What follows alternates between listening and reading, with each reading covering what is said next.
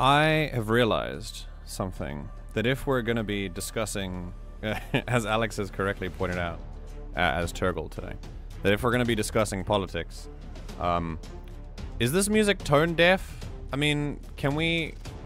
some of the main topic we're going to deal with is not casual, but I'd like to be more, like, beginner-friendly to people who are really not willing to, like, you know, invest their entire heart and soul just yet, because I know there are lots of people who aren't ready to do that, and that's fine. But yeah, this is more of a beginner level thing. But you're right, that political discussion has never been introduced by music this epic. I thought that the first track that we did was actually quite, how shall I put this, news-ish? Like, it looked like a news headline. Like, it sounded like a news headline. Anyway, 3 minutes past 10 here in South Korea in the evening. No matter what time of day it is for you, no matter where you are in the world or how you're doing, know that you are very welcome here on the Everything GM broadcast. We are here to disseminate information together. We're going to get to the main topic, which is what on earth is going on in the Middle East. There's a lot to disseminate, so that we're not going to cover all of it in one stream. But I'd like to, at the very least, for those of you who are interested in hearing about it, and those who are confused, because a lot of times a blanket of confusion will be drawn over the entire area as a tactic to get you to not really give a shit about what's going on there. And I think it's really important that we do, because it represents a larger escalation on the global stage as well. And it may indicate to you the breaking of systems that have really been cracking at the seams for a very, very long time.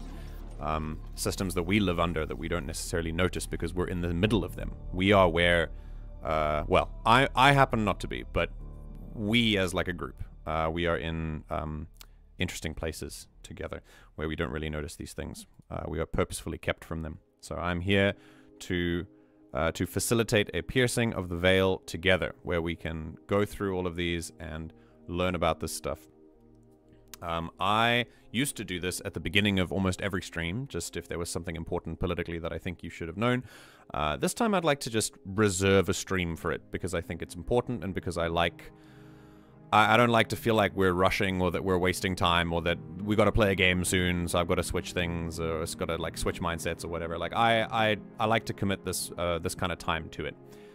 So yeah, if you are someone who is either in the dark, or there's a question you have about this, or anything, or anything is confusing you, then this is the right place for you. I don't claim to know everything. What I do claim to know is how to research things, and so that's what we'll be doing today. There are things that I've researched already that I can tell you about, and that I can disseminate to you as information, and we can discuss the implications of things if you like. This is an open space to talk about your thoughts and your worries and your ideas, and this is a very, I would like this to be as welcoming a space as possible to everyone here. So yes, welcome Zareth. Tony, Cruas. Is it Cruas? Because I'm South African, and that looks like Cruas to me. Like, are you Dutch or Flemish or maybe Afrikaans? Otherwise, I will call you Cruz. But welcome, Tony. Welcome, welcome. Thank you for being here again. You were here in the morning stream as well. And for those of you who missed the morning stream, we had a pretty good time. We discussed some media. 2 pieces of media specifically were discussed from the friends that came up here and wanted to discuss them. The first one was Critical Role as just like an organization and the Legend of Vox Machina.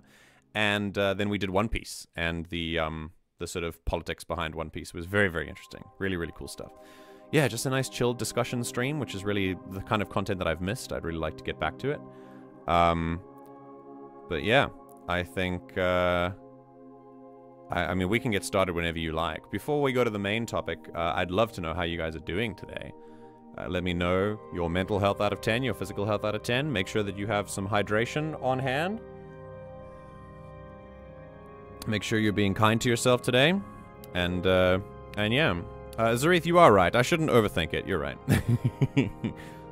It's cool to have you here, by the way. Nice to see you, my dude. I know that you were the ones that really enjoyed the kind of discussions that we had about politics, so it's really cool to have you around. I've been struggling to wrap my head around everything happening in the Middle East. There's just so bloody much it hurts my little brain. I'm here to break it down for you. Here to break it down. You gotta. There's a lot. There's a lot that's happening because all of it is kind of intertwined. But if you can see it as if you can see it on a timeline, like a series of events, that would be good too. But that's not enough. So I would say the first thing that we would do if we're going to talk about this main topic is consider the timeline, just a raw timeline of what happened in the last little while, and then we can go into like specific things about why this happened and why that happened, because it's never as easy as just looking at an event and going, well, that's the event and that's it. You've got to critically analyze the situation, right? There's also an argument to be made that I'm going to nip this one right in the bud. There is an argument to be made that a lot of people will say, why does this affect me? Like, what does this have to do with me? If you are British or if you are American, this has the most to do with you, because it is your countries who are still supplying money to many of the aggressors in the Middle Eastern conflict. But even if you are part of another country that is elsewhere, remember that these countries, the things that are happening to these countries, represent greater issues that happen in other countries all over the world and have been for many, many decades, that have been either hidden or suppressed by your history class or anything like that. So there is, there's a lot of relevance here. There really, really is. And I mean, obviously, even if there's no practical relevance, just if you want to care about other human beings that live on the same planet as you, that also helps too. But I understand if people are like, I'm worried about my community, and that's a natural response. But this kind of stream and this kind of discussion is there to challenge you. So you are here. If you are here, it means that you are ready, or at least curious enough to be challenged, to broaden your mind to other countries and how the people live there. I'm gonna open up some. Let me get some good music here. Let me see here. No, that's a little bit weirder. Let's go here. Yeah, this one's my favorite. Saying cruise is good enough. Okay. Well, Tony, welcome. I was doing sleep for the morning. Might give the VOD a watch later. That's fine. That was no worries at all. Have you heard about Marcellus Williams? We can talk about that. Yeah, we can talk about that too. That's also definitely political. I would before we get to the main topic, I'd love to know what you guys would like to discuss. So if you have any topics right now that you've been thinking about, like any world news that you've been mulling over in your head that you'd like to get out there and you'd like to discuss with me in this forum, then now is your time. So feel free to suggest things. We'll talk about Marcellus Williams first, yeah? Brother, I've been so busy with work and sleep. Glad I can catch a stream. Hope you're well. I'm okay. I'm feeling a lot better now that the weather has calmed down. I realized actually how much the heat and humidity has had an effect on my mood. Like, I've just been feeling so, like, inexplicably down until autumn just suddenly came within, like, 24 hours. And I've been feeling way better.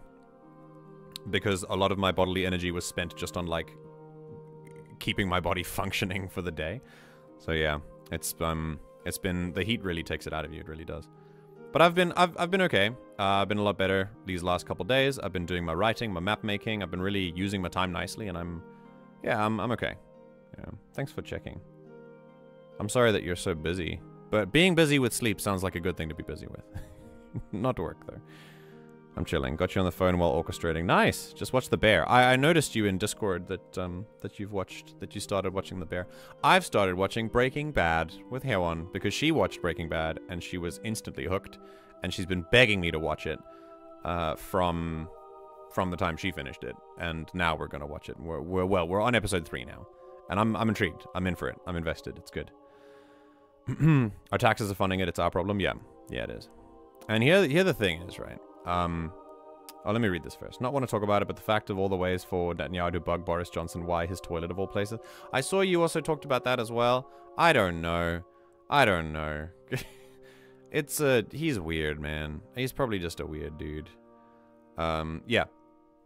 So the thing that I was going to mention is another thing that often we might find is when we learn about these things, what can we do? Well, one of the things we can do is exactly what we are doing, learning and teaching ourselves about this, and doing our own research when people will not tell us about it. We go and find out what the truth is ourselves.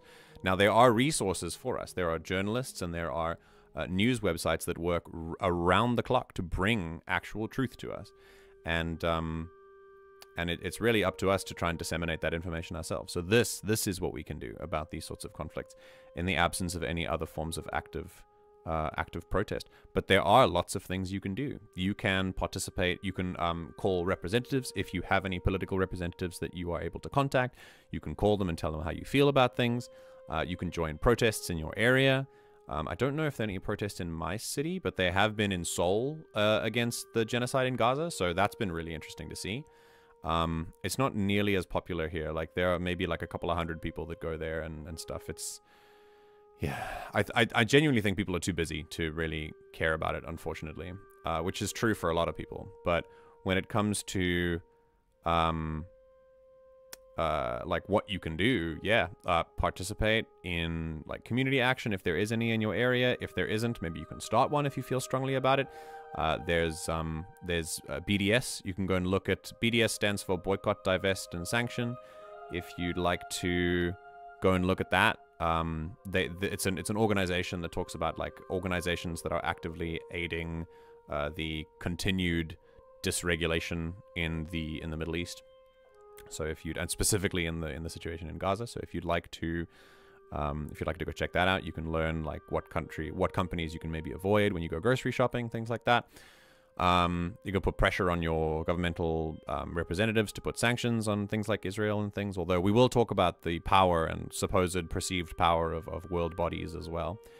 And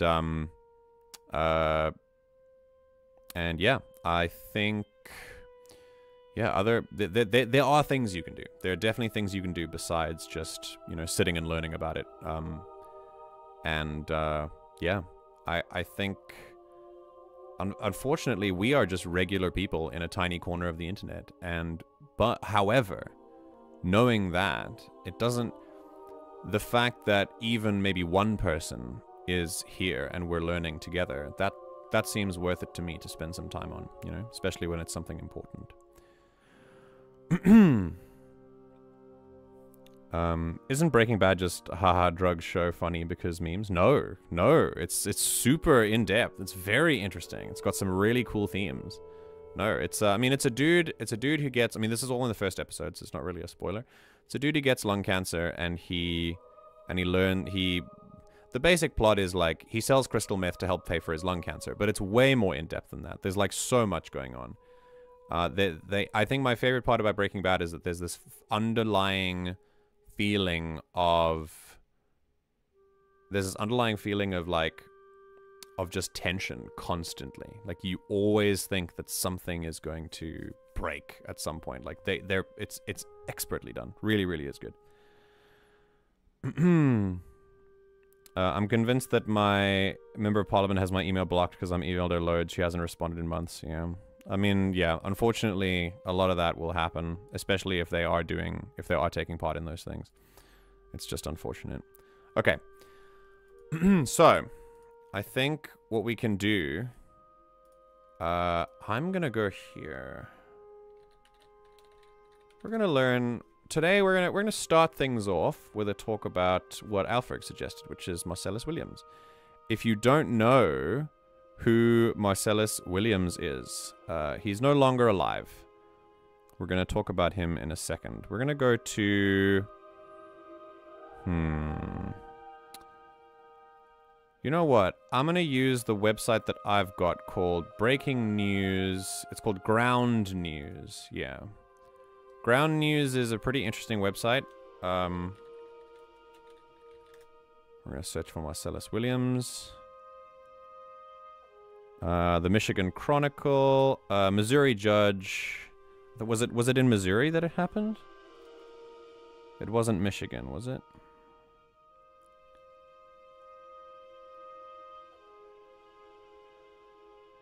Yeah. So this was September 26th. Yeah, so he's already... Okay, yeah, this one. Okay, so this was like a... ground news basically does... It pulls together from lots of different sources all over the internet. It pulls together a story. And obviously, I have heard quite a lot about this, and I've read quite a lot about this myself. So if there's anything that kind of makes your eyebrows stand up a little bit, it's really good to go and look at another news source and be like, that's a little weird, let's check that, and you can check it against the news source and things. So yeah. We're gonna talk about Marcellus Williams, but yeah, we're gonna do that first. Unfortunately, with today's political environment, I get bashed when I say I can't in good conscience vote for Trump, while I also don't like the policies of the Democrat Party, hence I'm voting Jill. Dude, that's actually crazy. Like, voting third party is seen by many as a wild thing to do in America, which is quite interesting. I think you have my respect. You have my respect for voting green. That's quite crazy. Pretty wild that you get, like, is it in your city or in your community that you get bashed when you say you can't vote for Trump? I thought it was a pretty normal position to say I can't vote for Trump. I think Breaking Bad is more like the ends justify the means kind of show. Yeah, absolutely. He just keeps going. He just keeps digging himself a deeper hole. 100%. Yeah. Yeah, absolutely. Absolutely. Actually, I had a fight with my best friend yesterday because of my vote. Interesting. This is a good discussion to have as well. Tell me about it. And it's been a while, Dion. Welcome back. I'm in a deeply red state of Alabama. Oh, yeah, I forgot you're in Alabama. Yeah, that makes sense. Yeah, I'm sorry to hear that. Listen, stick to who you are. Stay true to who you are. I've mad respect for the fact that you're voting green.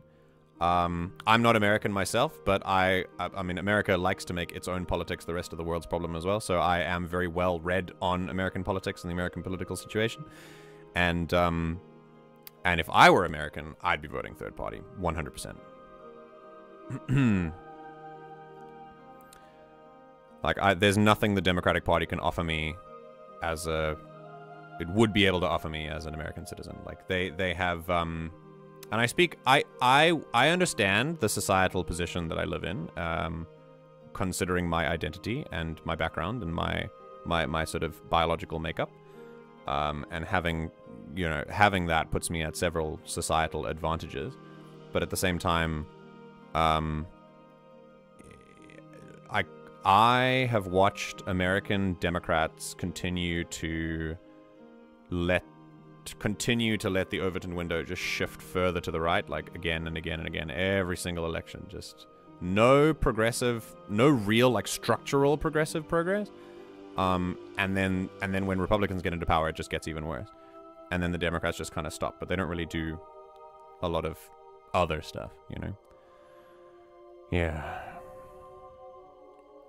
I find the US Greens really interesting. The UK Greens are awesome, and I voted Green back in June, but there's something off to me about US Greens. I mean, they're not... Yeah.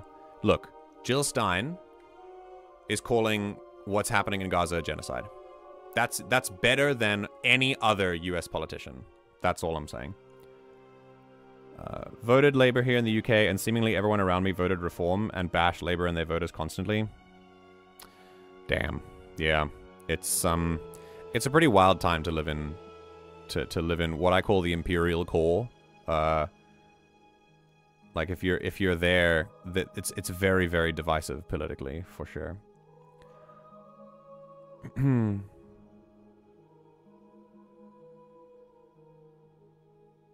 I grew up Republican, but Trump's taken the party too far left. I believe in universal healthcare. I do believe in immigration reform. Are you saying right or left? Do you mean left? Because I feel like we might have different definitions on what that means. Trump is right-wing. Like, make no mistake. Like, Republicans are not a left-wing party. Like, just definitionally. I'm not, like, this is not an opinion. I'm just, like, this is just the definition.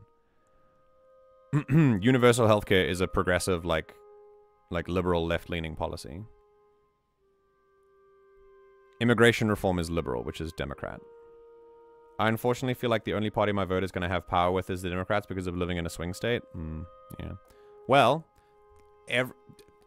everyone thinks that until the third party gets a good stake in the state, you know. So it's gonna, as long as as long as people believe that the third-party vote won't do anything, the third-party vote won't do anything. So there's just got to be this massive change of belief, basically. Too far left is an expression to mean gone off the deep end base. Oh, it was an expression. Oh, my bad. My bad. Okay. The Democrats are now gone too far left. Republicans are too far right, when most Americans are more central. I did mean right. Oh, okay. Okay, cool. This is more of a... Again, I mean, it's kind of both. It's more of a definitional thing, but also an opinion thing. The Democrats and all of their policies are very much central liberal. In fact, economically, Republican and Democratic policies are almost identical. There is no actual left-wing party in the United States of America, and this is from like the definition of what any kind of left-wing ideology would mean. Meaning the dismantling of capitalism, the implementation of like socialist reforms, that sort of left wing, like which is actually left wing. There's no political party that actually like fully wants to do that. The closest thing will do that is Jill Stein and the Green Party, and even then, it's probably not the full thing. The American left over the last, I don't know, maybe 100 years, and even beyond then, has just continued to shift. Just further right. So now what you see as left wing is actually more to the center.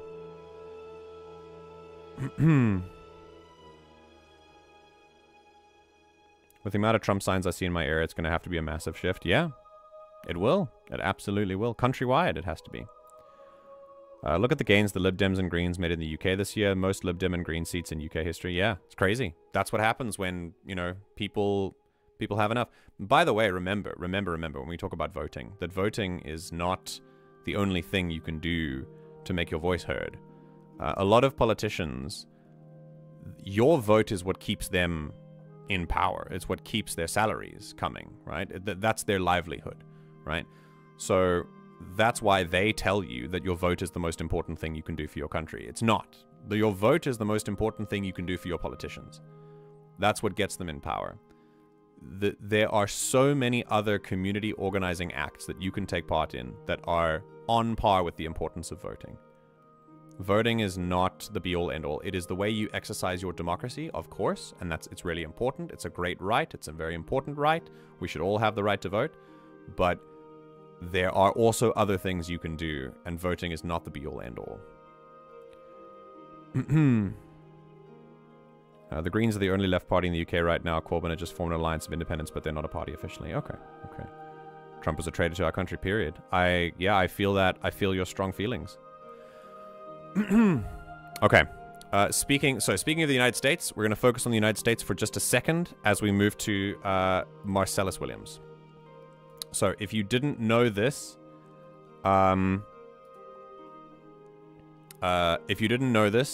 Marcellus Williams is a black man who lived in Missouri, and in the 1990s, I believe, I'm not reading the article yet, we'll get to it. In the 1990s, he was sentenced to death for murder, I believe, and he spent quite a long time on death row, which is the waiting period before you are executed. And throughout the time of his incarceration, his imprisonment, various people came forward that were related to the case to plead to the judge who gave down the sentence that he was actually innocent, that he might not be guilty, and that the death penalty might be too harsh of a punishment. Soon, it escalated to the fact where not only the prosecutor, i.e., very importantly, the people who put him in jail, the people who argued for him to be imprisoned, the prosecutor, the families of the murder victim, the supposed person that he actually killed, and lots of other people within the Justice Department, the Criminal Justice Department of Missouri, all laid a case towards the judge to take him off death row and to not execute him, because all of those people thought that he was innocent and there was insufficient evidence to convict him. To cut a long story short, the judge of Missouri said no, completely threw out any kind of new evidence that came to light or any kind of claims that Marcellus Williams was innocent. And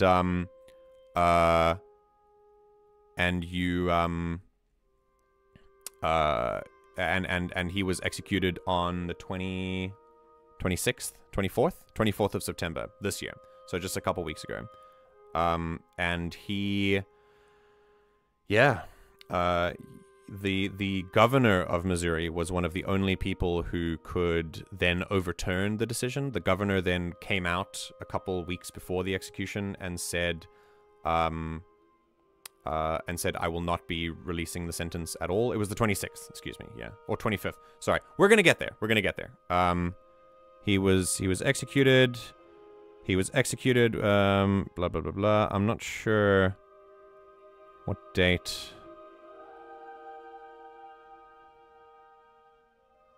Yeah. Anyway. Yeah. So, either way, it was around there that he was executed. And there were protests. Thousands of people gathered in front of the, I think it was the Missouri, like court building. They came outside and they, like, protested for his innocence. It didn't matter. It didn't matter. None of this had mattered. And he was executed anyway. Of course, in the face of all of these people who were pleading for this crime to be overturned, for this injustice to be righted, and the justice system, many people are saying that the justice system completely failed Marcellus Williams. I am to agree, of course. But yeah, we can absolutely talk about this more in depth as we go. Men should have absolutely no say whatsoever in what a woman does with her body. That's a great, it's a great point. That was part of the conversation we were having earlier. Building and participating in communities is one of the most impactful political things you can do. Absolutely. Absolutely. No one cares what you have to say. Keep your mouth shut when I'm in here. Hey, this is a friendly environment, my dude. Welcome, Chaz. It's nice to have you in here, but please refrain from hostilities. I know that politics is a pretty high-energy place, and our emotions tend to run pretty hot. This is a place of learning, so keep your hostilities away before you come here. You are allowed to be emotional. It's okay, and I get that. But we're here to learn. We're here to disseminate information. If you disagree, you can say that in much better words. So make sure you do that, please. The judge, the governor, and the Supreme Court. Yeah, absolutely. Okay, so let's have a look. Marcellus Williams executed after 2 decades on death row. The state of Missouri executed Marcellus Williams after the U.S. Supreme Court denied a request to halt it following refusals by Missouri Supreme Court and Governor Mike Parson to intervene. Williams, 55, was executed by lethal injection at a prison in Bonne Terre, with the Innocence Project noting that his last appeals were also rejected on the previous day. British billionaire. Okay. Richard Branson mourned Williams' execution, criticized it as a devastating miscarriage of justice, emphasizing concerns about potential innocence. I personally don't care what Richard Branson has to say. This website called Ground News, like it divides news sources into like left-leaning, right-leaning, and center. I don't.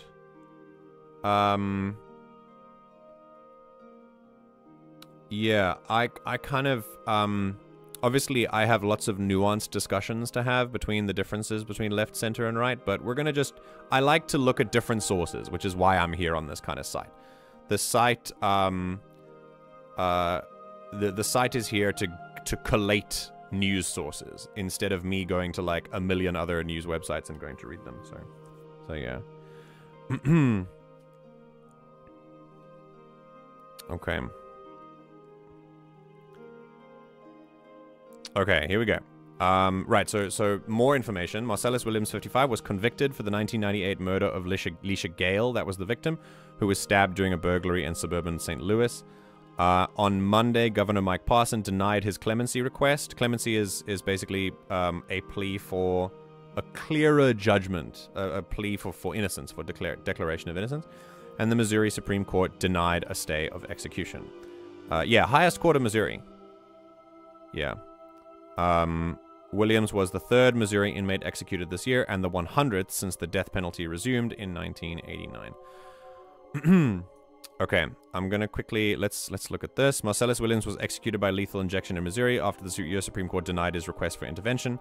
The clemency petitions from Williams were denied by Governor Mike Parson and the Missouri Supreme Court. Williams was convicted in 1998 murder of Leisha Gale, who was fatally stabbed during a burglary. There are subtle differences between these three places, and I think it's interesting. It's very interesting how differently the news reports on things. Okay. I'm not going to go in depth here because these questions are answered by AI. I'm going to go to the articles themselves. And I think it might be good to look at... Ooh, jurist.org. Interesting. Says high factuality. Lovely. And also it's it's a .org website. So I think maybe that'll work. And it's a jurist, so it's kind of, a jurist is a legal mind. Yes, I have read this from this article before. This is pretty cool. Okay, I think I'm going to quickly go here. We're going to zoom in a little bit. See if I can... Yeah, there you go. Okay.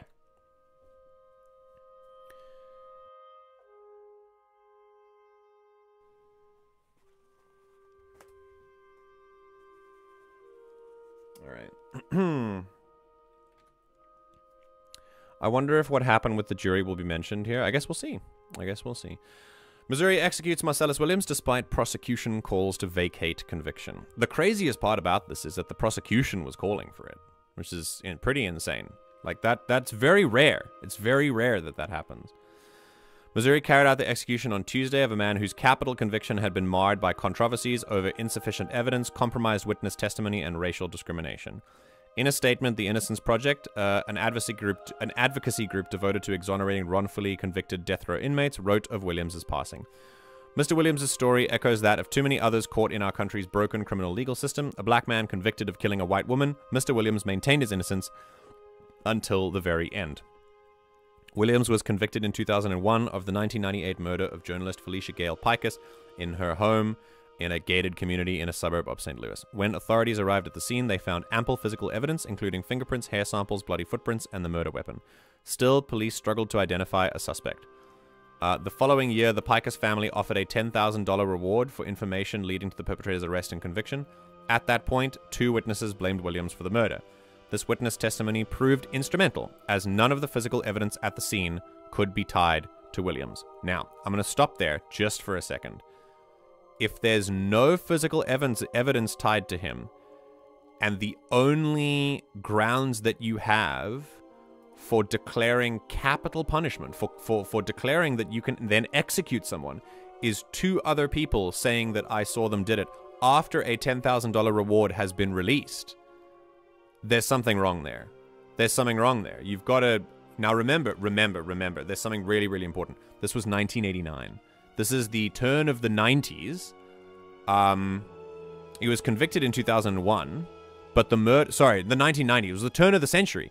It was the turn of the century, and a black man was charged for the death of a white woman. As the Innocence Project has said, this is absolutely an epidemic that the United States has dealt with time and time and time again. We see this all the time. And that is why one of the many conversations that you can have about this story is the America's criminal justice system and its constant struggle to overcome systems of racial injustice. 100%. Williams' case has been challenged on multiple bases, including serious problems with the physical evidence, particularly in light of subsequent advances of DNA testing technology. Questions were also raised regarding the reliability of the witnesses who testified against Williams and issues of racial discrimination. By the way, as I read this, I would love to know what all of your thoughts are in this. Obviously, this is as...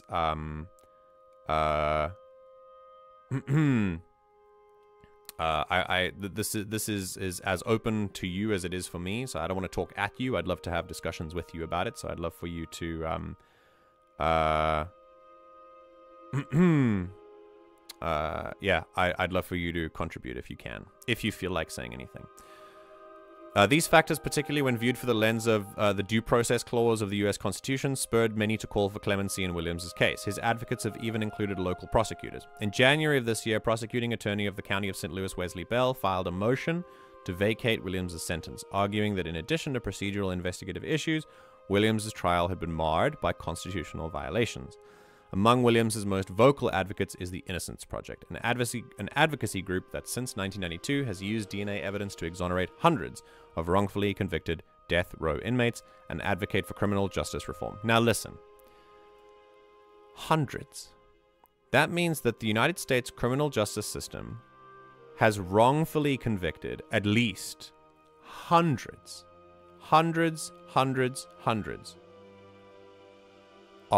of innocent people, and they've sentenced them to die for crimes that they didn't commit, for crimes of which they are innocent. Now, if that does not set off alarm bells in your head, then I don't know what to tell you. It should, like, something should be wrong here, right?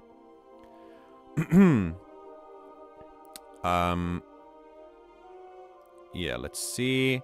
The Innocence Project has said of the physical evidence that there is no reliable evidence proving that Marcellus Williams committed the crime for which he is scheduled to be executed on September 24th. The state destroyed or corrupted the evidence that could conclusively prove his innocence, and the available DNA and other forensic crime scene evidence does not match him. Contributing to the controversy, Pica's family publicly opposed Williams' execution. The victim's family said he wasn't guilty, in light of evidence that DNA evidence related to the case was corrupted, according to the Innocence Project. Despite these concerns, Missouri Governor Mike Parson announced the state would move forward with plans to execute Marcellus Williams at 6 p.m. local time on Tuesday. These links are to their statements. Like, this is Mike Parson's announcement. Yeah, so this is governor. This is like a U.S. governor website, and this is his order. So that they have their sources. Capital punishment cases are some of the hardest issues we have to address in the governor's office, but when it comes down to it, I follow the law and trust the integrity of our judicial system. Sounds about white. In dismissing calls for clemency, Parsons cited Williams' robust criminal history and the same witness testimony that featured in Bell's motion to vacate and the Innocence Project's advocacy materials. Following Parsons' announcement, the U.S. Supreme Court declined to intervene, removing the final barrier to Williams' execution, which took place as scheduled. The Supreme Court justices voted along partisan lines, with 3 justices appointed by Democratic presidents Ketanji Brown Jackson, Elena Kagan, I don't know, and Sonia Sotomayor, noting that they would have opted to stay the execution. If they are in the minority, they're called dissenting judges, and they give dissenting opinions about how the execution should have been stayed. So, we know that there was insufficient evidence. We know that,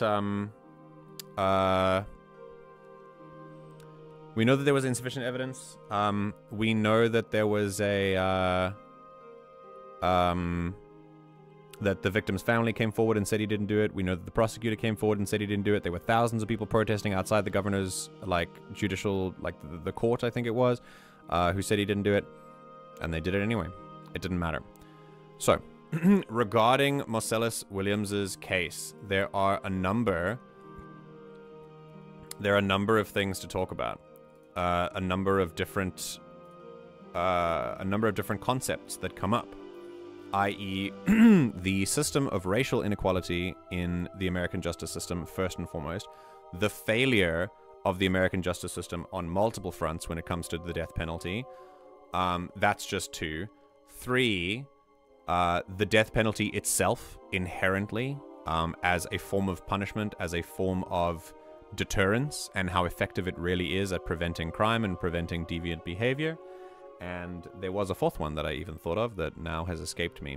But yeah, there are many ways that you can come at this, right? Oh, yes. The interesting, like, the fact that out of comparable, like, other OECD nations, I think that OECD meaning, like, I'm going to say, like, the global north, like the first world, right? Probably America. I'm pretty sure. Who else has the death penalty?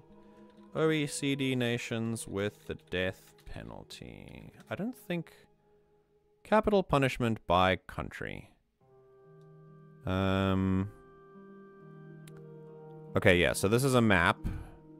Maintain the death penalty in both law and practice. So all the red countries they practice the death penalty, and they have the death penalty in law.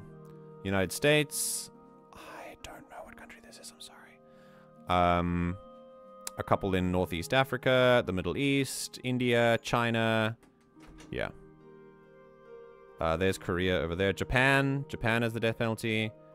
Philippines, I believe that is. Malaysia. All the orange countries are abolished in practice. So that means, like, there hasn't been an execution in over 10 years.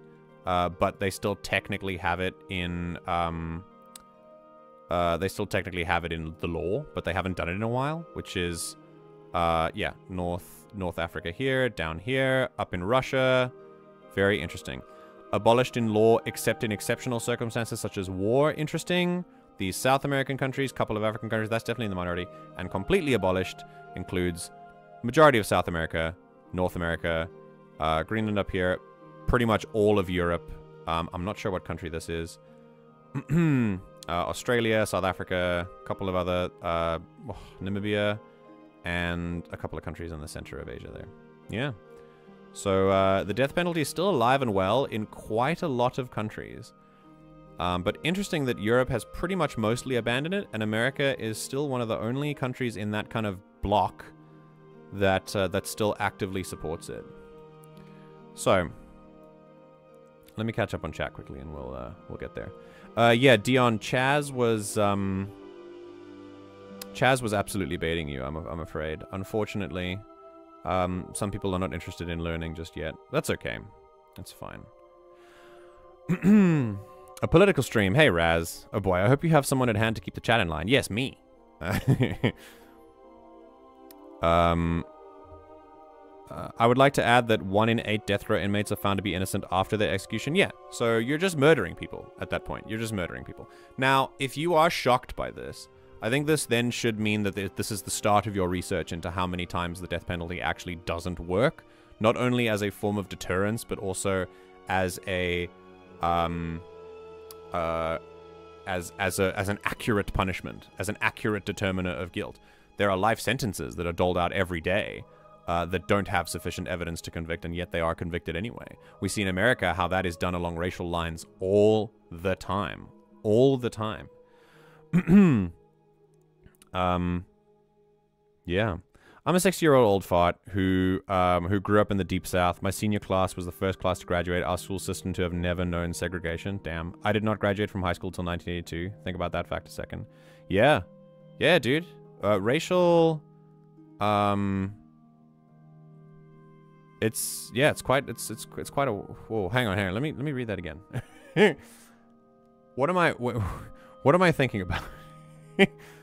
Your senior class was the first class to graduate to have never known segregation. Oh, damn. So before... Oh, because it was in the 60s, wasn't it? Yeah. Yeah, because the 60s was when segregation came to an end. But remember, it doesn't really matter. We can see that the Civil Rights Act did quite a lot in the liberal sense to bring Americans of color further into, you know, society at large. But... just because the law came to an end doesn't mean that the practices are done. And it also doesn't mean that racism is cured. And I think that that is a very, very important thing to remember. Didn't the same thing happen with MLK's killer? A key witness ID'd the shooter, he got convicted, and then later the witness didn't even recognize the shooter. Basically just ID'd for the reward. I don't know if that happened. Let me see. Let's confirm. MLK killer... eyewitness testimony. Let's see if there was something like that. It's not because I don't believe you, it's because I don't know. Yeah, this is the National Archives. It'll probably be in here.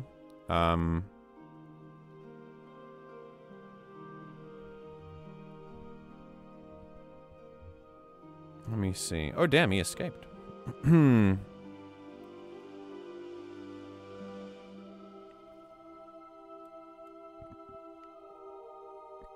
St. Louis robbery. He escaped, traveled extensively. The Shelby County Criminal Court named James Earl Ray in an indictment for the first-degree murder of Dr. King. An international manhunt culminated with Ray's capture at Heathrow Airport in London, England on June 8, 1968, following extradition procedures. Interesting. It didn't,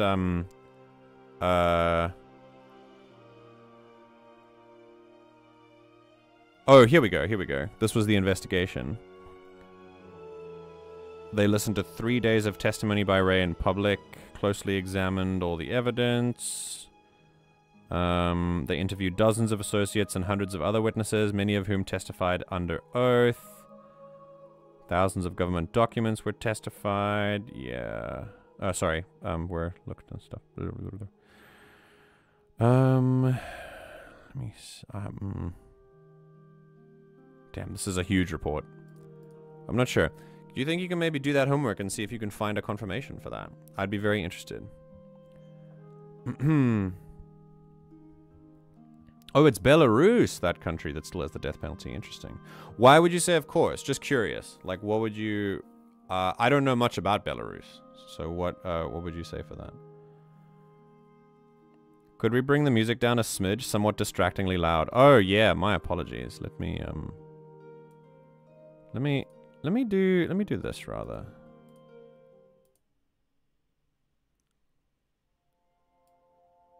There we go. We'll go a little more gentle as we go. Thank you. In my opinion, even with sufficient evidence, death sentences shouldn't be a thing. They're not beneficial in any way aside from asserting more power over people in usually marginalized groups. I mean, I agree with this. I'll give my take on the death penalty as we as I read your thoughts on it. Interesting that France has completely abolished the death penalty. Yeah, crazy. 1970 was the first year our schools were integrated. Oh, wow. Yeah. What's happening? Hey, Chris, we're in a political stream right now. Right now, our first topic is Marcellus Williams, and then we're going to talk about the Middle East. Lukashenko is there. Yes. Okay, that makes sense. Belarus is the last dictatorship in Europe, is essentially a Russian puppet in everything but name. Give me 5 minutes for the MLK thing. Okay, cool. Yeah, so, Marcellus Williams was obviously failed by the justice system. Now, I am not really 100% comfortable in talking too much about the racial injustices that go on in America every day. There are way more qualified people who are actually part of those groups who you can go listen to. But regarding the death penalty, I can talk forever about that. I'm not going to. I will just give you what I believe about the death penalty, and then you can tell me if you agree or not. We can talk about it. But the death penalty as an option, just as a form of punishment, is archaic and morally inconsistent with the idea of like modern humanity, and should be abolished everywhere on Earth with no exceptions. At its, and I'll tell you why. At its heart, there are many like surface reasons why you could say that the death penalty should be abolished. Like, you know, it's not accurate, or the cost of sentencing someone to death is super high, way too high than like you're killing someone, right? You're ending someone's life. It's a big deal. It should be treated as a big deal, unless you grow up in a very violent culture like Americans do, and then it is less of a big deal. But it should be treated as one of the biggest deals. There are lots of like sort of surface reasons why I think the death penalty should be abolished, but really the deeper reason and the guiding principle behind why I think the death penalty should be abolished is that I don't believe in punishment for deviant behavior or crime. I believe in rehabilitation. I don't believe that punitive justice systems are effective in preventing crime.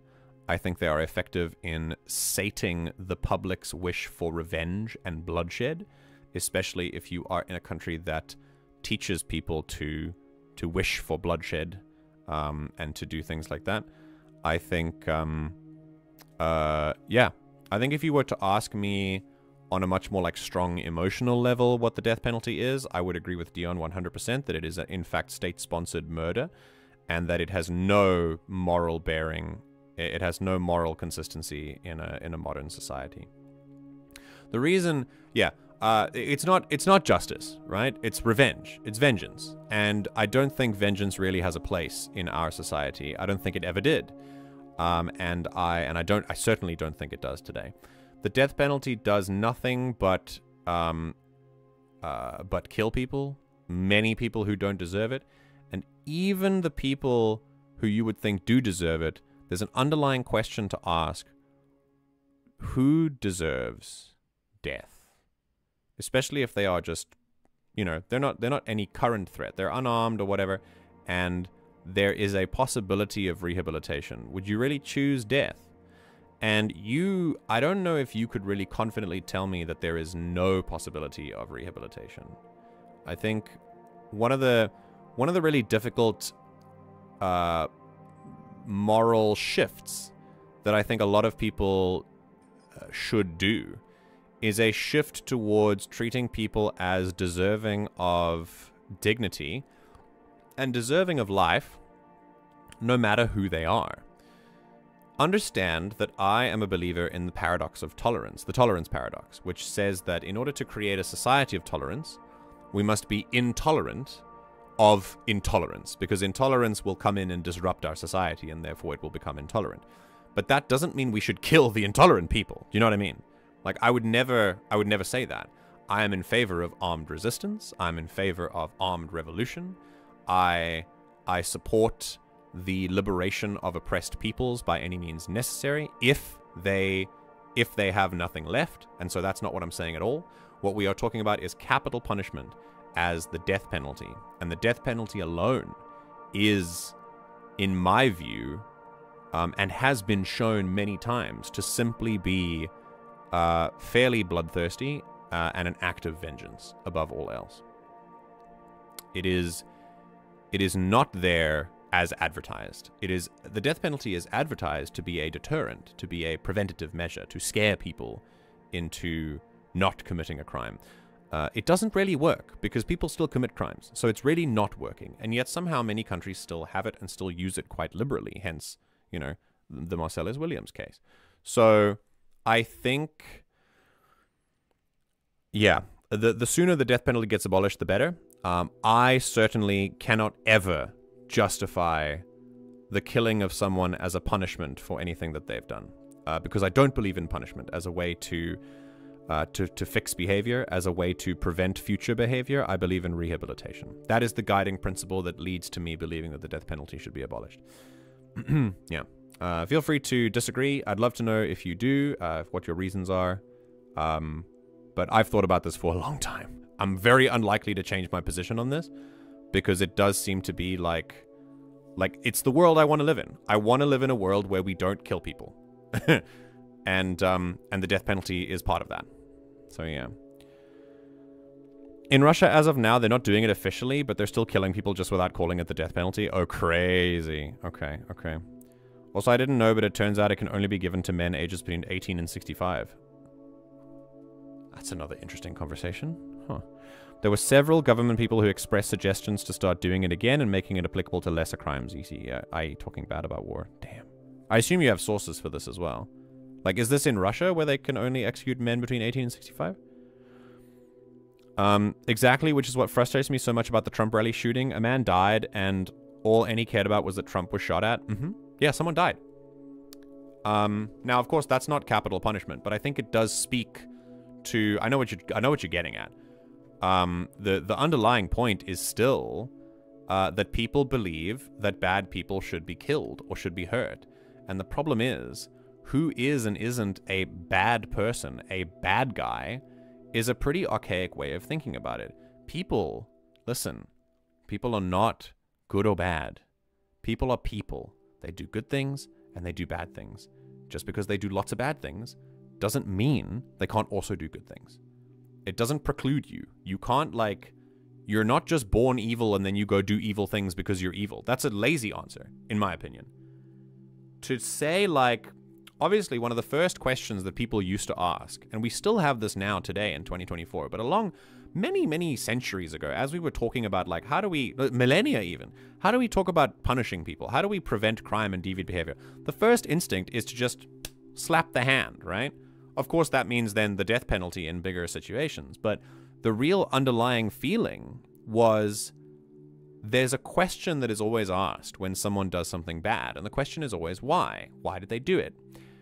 And somewhere along the line, many of us decided to, we thought it was maybe satisfactory to come to the conclusion of because they're bad, because they're evil. Like, that's not the end of the conversation. That's not very scientific. That's not very, like, well thought out. It's not a critical analysis of the situation. Have you thought about their material conditions? Have you thought about their upbringing? Have you thought about their background? What about the parents, the school, the environment, the social media that they were on? In the case of modern era, deviant behavior. There are so many more factors at play. To say in the face of a question, why would someone do this? For your answer to be because they're just bad people in the world. It sounds like a child has asked a question that you really don't feel comfortable to answer because it's uncomfortable to challenge your held beliefs. And that's it. That's it. It's not... It's lazy. It is a lazy answer. When you grow up, when you actually research and learn about the way that the world works, the way that sovereign powers exercise power over each other and over the people under their rule as well, you realize that there are no good guys and bad guys. There are just guys. They do good things and they do bad things. And that's it. And there's more nuance to that conversation, of course, like what is good and what is bad. But there are no good people or bad people. They're just people. It's just people. We have the potential for both. And that's not like a centrist argument, because I believe, I'm actually more of an optimist, that I believe that we tend towards good when put in certain situations. But we are also very adaptable and malleable, and we are very, very manipulatable as well, which is just unfortunate. 300 witnesses to the MLK shooting, only 5 questioned in court. Jeez. Never cross-examined? Really? Charles Q. Stevens was key witness in the case. His wife testified 15 minutes prior. Charles was too drunk to see. That's crazy. That's crazy. Thanks for looking that up, Zareth. I know that there's a conspiracy about the FBI organizing the assassination of Dr. King. I'm aware of that. Yet the US claims to be a Christian nation, but the Bible preaches love thy neighbor and do unto others as you would have them do unto you. And here we have, Dion, the difference between religion and spirituality and power structures. And this is what happens when certain things like religion are acquired by power structures, like the church as an institution. Spirituality is fine. Finding meaning in life, finding purpose in a higher power is fine. Religions have done incredible good for the world as well. People, sorry, not to the religions, but people in the name of their spirituality have done great things with faith, right? It can be a really powerful thing, a powerful motivator, and it can give people strength in tough times. But when you put it in the hands of a powerful organization and give them power with that, you take something that is very special and sensitive to someone, that is a part of their identity because they were raised like that, and you use it to turn it against them. You use it to turn them against what morals they would have ordinarily had you not decided to exercise your power. And so you have an institution rather than a spirituality, a lifestyle no longer. Now it is a way to exercise power. I was adding to that, like, politically he'd be my enemy, but that's still a person. He had a wife and kids. It doesn't matter. Yeah, exactly. It doesn't matter at all. Like you said, he's a person, and that should be enough. You don't want to kill him. Does that mean that when people that are like incredible monsters during their life, like they've done incredibly horrific things, when they die, does that mean we have to be sad? No, that doesn't mean that either. I'm talking about the death penalty specifically. Like when Henry Kissinger died, I was like, cool. That's probably good for many people.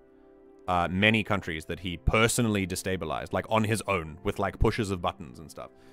But that's a very different thing from capital punishment, you know?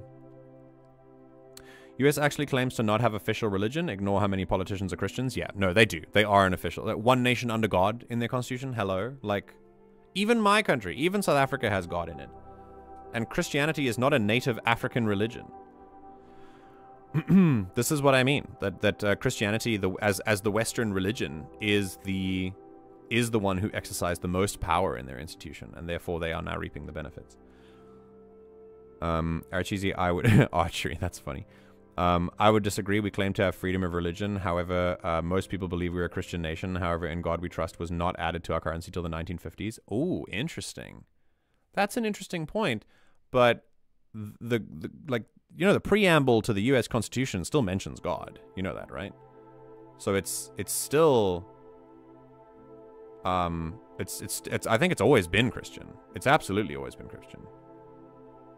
In practice, if not in law.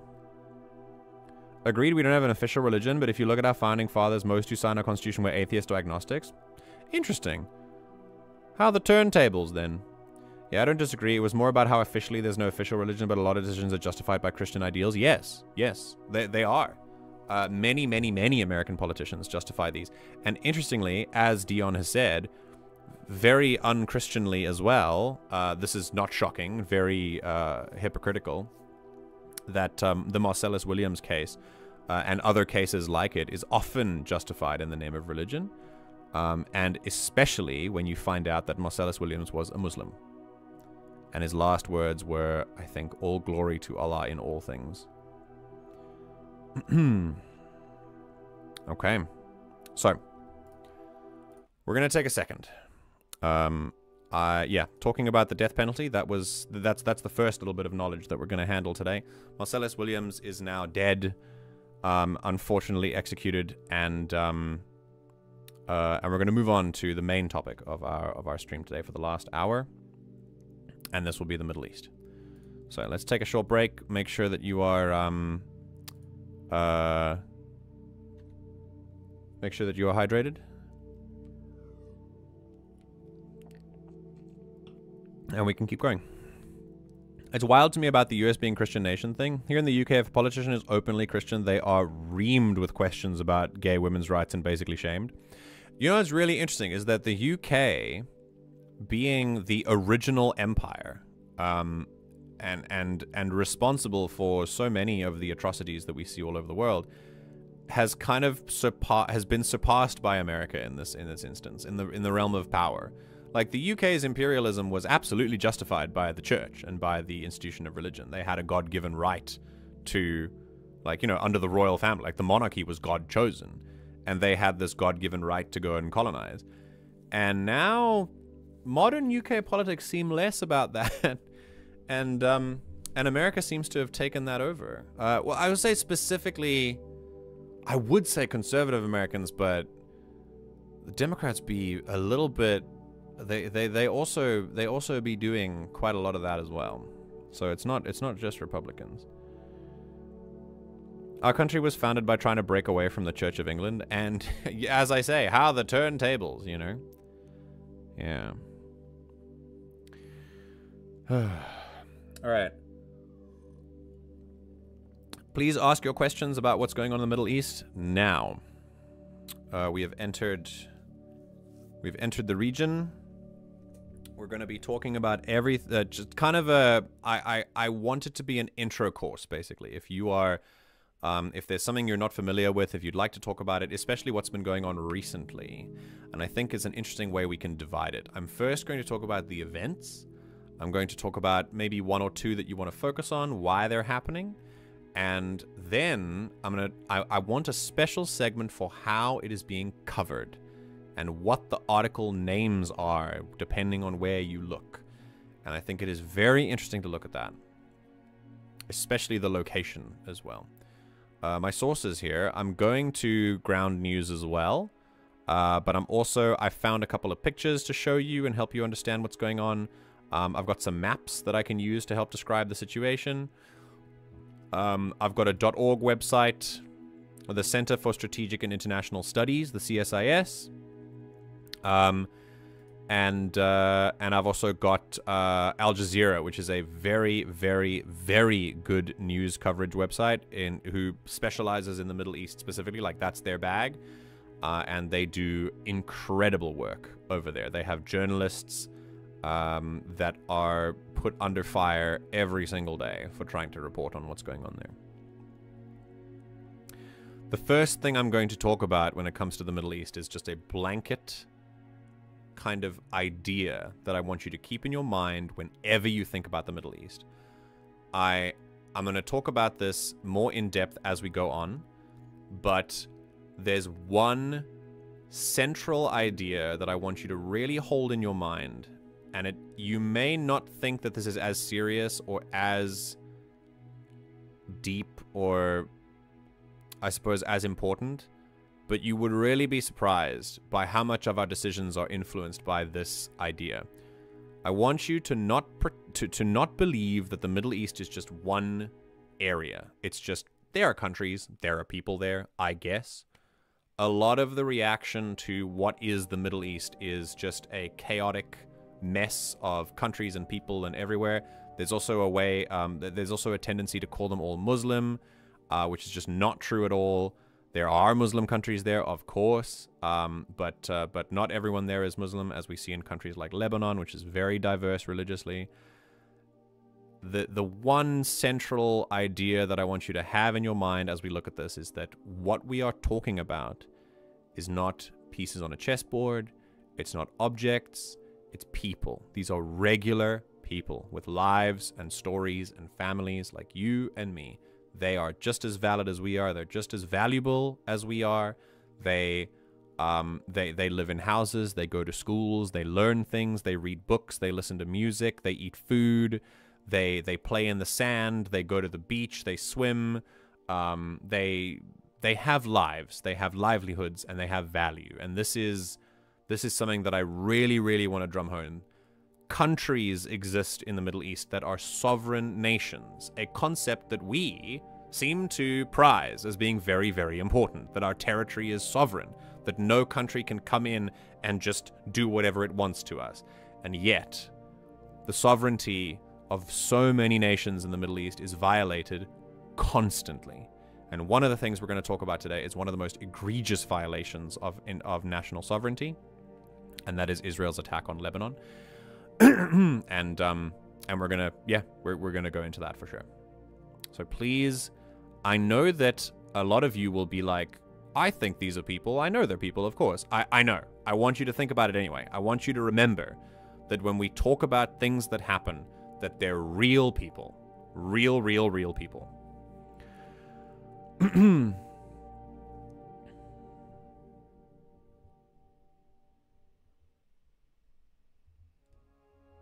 Hate to correct you in this, England was not the original empire. I know what you're getting at, like, they were empires before. I'm not saying it was the first empire. I want to clarify. It's important. England was the first colonial empire who did, like, no one, maybe not, no, that's not necessarily true.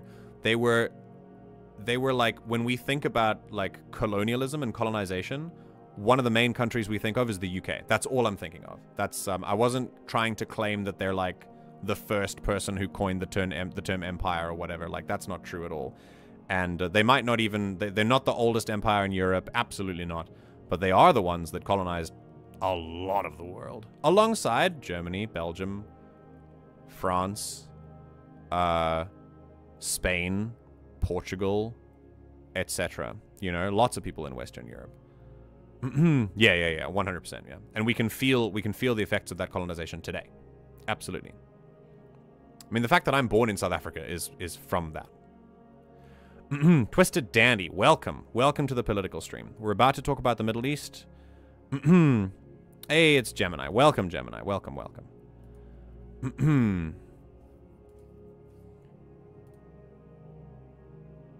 Okay.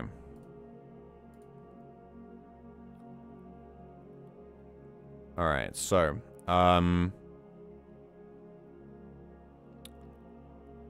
the US really is the toddler who decided they're in charge of the house and won't listen to the adults. Interesting. A little more nuanced. Boss finally walked away, so I can type this. I don't know the whole preamble to the Constitution, but the Constitution itself doesn't mention God. I thought it did. Didn't it say one nation under God? Hang on. I'm gonna... Yeah. US Constitution preamble.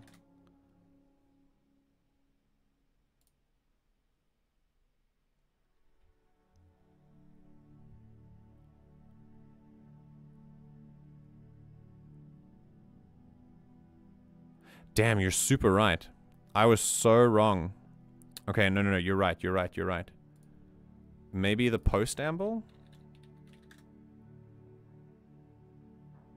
I want to look at the U.S. Constitution. There's interesting.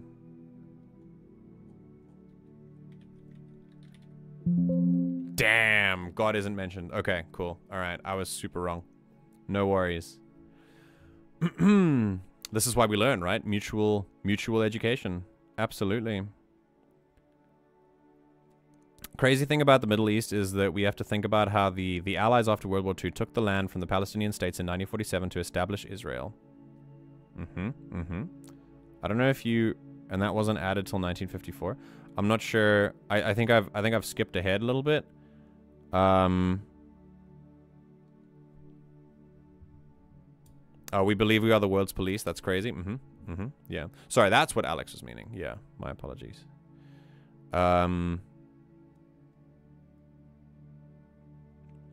Yeah, we're going to talk about what happened in 1947 as well. Looking at a language map compared to the actual borders is really cool. Do that in Africa as well. You'll be surprised. It's pretty shocking.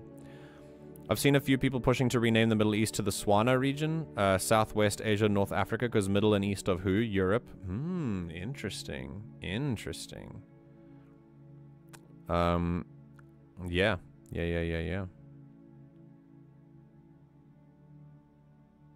Okay. When we think of modern empires, we think of England first. I mean, there are others that really got away with it. England was just one of the most famous ones, but the other colonial empires were often just as damaging. I can't not think about the fact that there are people, mainly because of the college protests earlier this year. If that has helped you, then the college protests have somewhat succeeded. That's really good. It's really good. Yeah, don't forget. Don't forget. I pay for my sins of being English. Bear in mind. I know you're memeing, like I know it. But guilt, like I'm gonna use this as a springboard. I know that this is not like don't worry, I'm not reading too much into your message. But I'm gonna use this to talk about just very quickly. No one is asking anyone to feel guilt. So if the answer when I say something like, you know, if you are British or if you are American, you are living in the imperial core. If we're in the Hunger Games, you're in the capital. Like the rest of the world is, you are living off the rest of the world's resources. You have stolen land from almost everywhere, and you now like enforce your power in many different ways, economically, socially, politically, everywhere, all over the world, and you exploit the global South every day. If I say something like that, the response is never anything but just, I just want to let you know. Like, I'm just letting you know. It doesn't mean that, like, you're a bad person, you know? I'm just letting you know. It's not a slight on you. And as I know, I'm, like, just for Zareth, I'm not reading too much into your message. Like I said, I know what you're saying. Okay.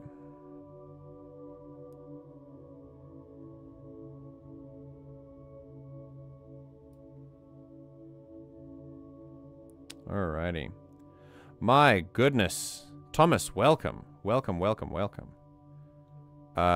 Gemini, I see your messages. I'm just chatting to everyone quickly. I'll get to you. The Pledge of Allegiance says one nation. Oh, it's the Pledge of Allegiance. Ah, and it wasn't added. Okay. I get it. Yeah. Not the Control F fail sound. I can't remember what did that. Yeah. I'm in your VC. Okay, I see that. Right now, I'm in voice chat just as a precaution, but I'm not really opening the floor to voice chat discussions right now. So you can hang around if you want to, but I won't be opening up at the moment. We're just chatting in stream about politics right now. You can join us in the chat if you like. You can definitely talk about things, and I would love for you to give an opinion if you have one, to tell us what you think. Just remember, this is an educational space. We love learning here. That's all. We had a riot in the city of the country I live in. There were a lot of SWAT teams in the riot in my country city. Damn, that's crazy. What was the riot about? Do you know what they were protesting? Do you know the reason?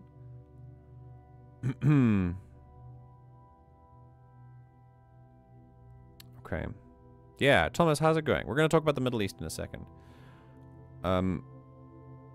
I will say the history of it all fascinated me. Not saying the empire was good, but the history, how it worked, how culture spread, trading, and so on is fascinating historically. It is.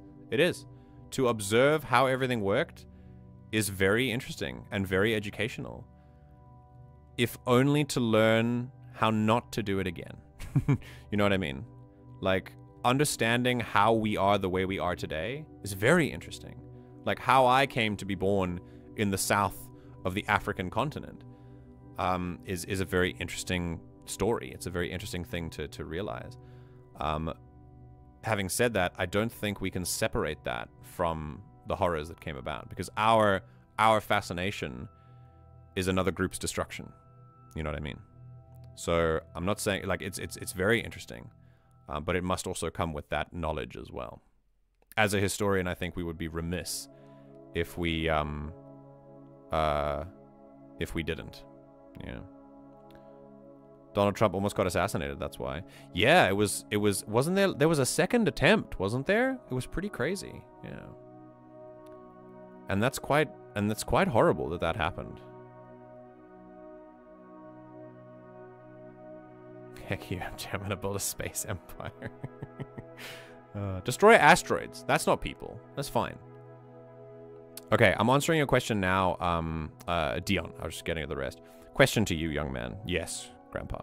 Were you born before or after the end of apartheid in South Africa? I was born in 1996. I'm 28 years old. I was born 2 years after the first democratic election in South Africa in 1994. And 6 years after the end of apartheid in 1990, when Nelson Mandela was released.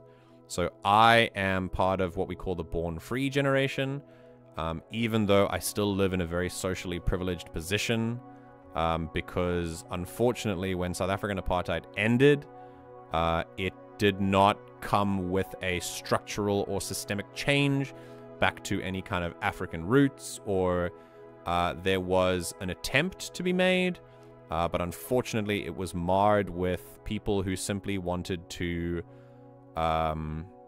move on without appropriate reparations given for the injustices that were suffered for not just 50 years of legalized apartheid, but also 400 years of colonialism in the southern African region.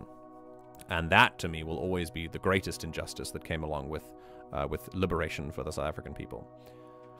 I find that obviously liberation is very important, but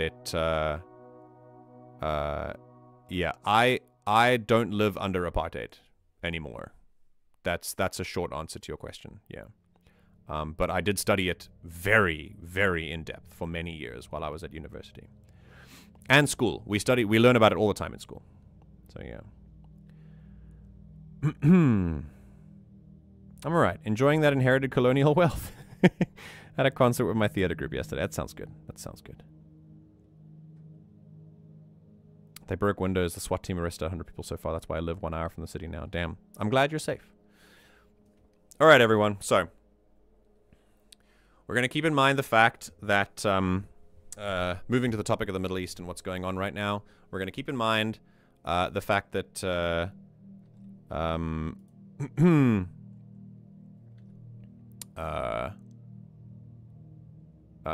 people in these countries are people. Like, just genuinely, they're people. There's more nuance to the conversation, of course, but these are sovereign countries.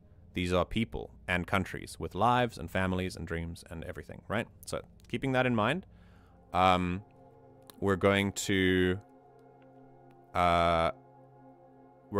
talk about that. Let me give you a quick timeline of what's going on recently, right? We are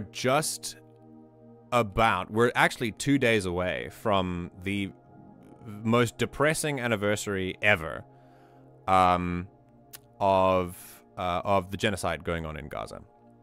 On the 7th of October, there was an attack from the militant group inside Gaza, Hamas, into Israel, and in response to that, in a reaction to that, starting about October 9th, I think it was, Israel has begun a ground invasion into Gaza itself, and Gaza is practically destroyed now. It's been a constant year. The powers that be in the Western world continue to talk and do very little to curb Israel in this plight. And I don't need to tell you everything that's going on in that. I'm just going to give you a quick timeline without really going into too much detail at first. But yeah, you should know by now there's a genocide going on in Gaza. The people are suffering every day. And in response to that, this is what's important now. Many other countries, in response to what's going on in Gaza, are choosing to do more than just talk about curbing Israel, and they are doing things to them as well. 2 such countries, I'm going to point out, are engaging in armed resistance against Israel for the simple reason that that the Palestinian territories and Palestine are not the only places that Israel is stretching their borders. We also see the country of Lebanon doing that, in the fact that very recently Israel conducted a strike against Lebanon itself and killed the leader of, there were 2 strikes, killed the leader of their militant group as well, and part of one of the leader of one of their political parties, known as Hezbollah. I can't remember what his name was, Hassan someone, but he was killed by Israel. And as a retaliatory strike, Iran, which is another country that is responding to Israel's aggressive acts in the region, sent rockets through to Israel as well. So basically, what's happening generally is Israel, the Israel-Palestine situation and colonial project, like the colonial project that is Israel since the end of World War II.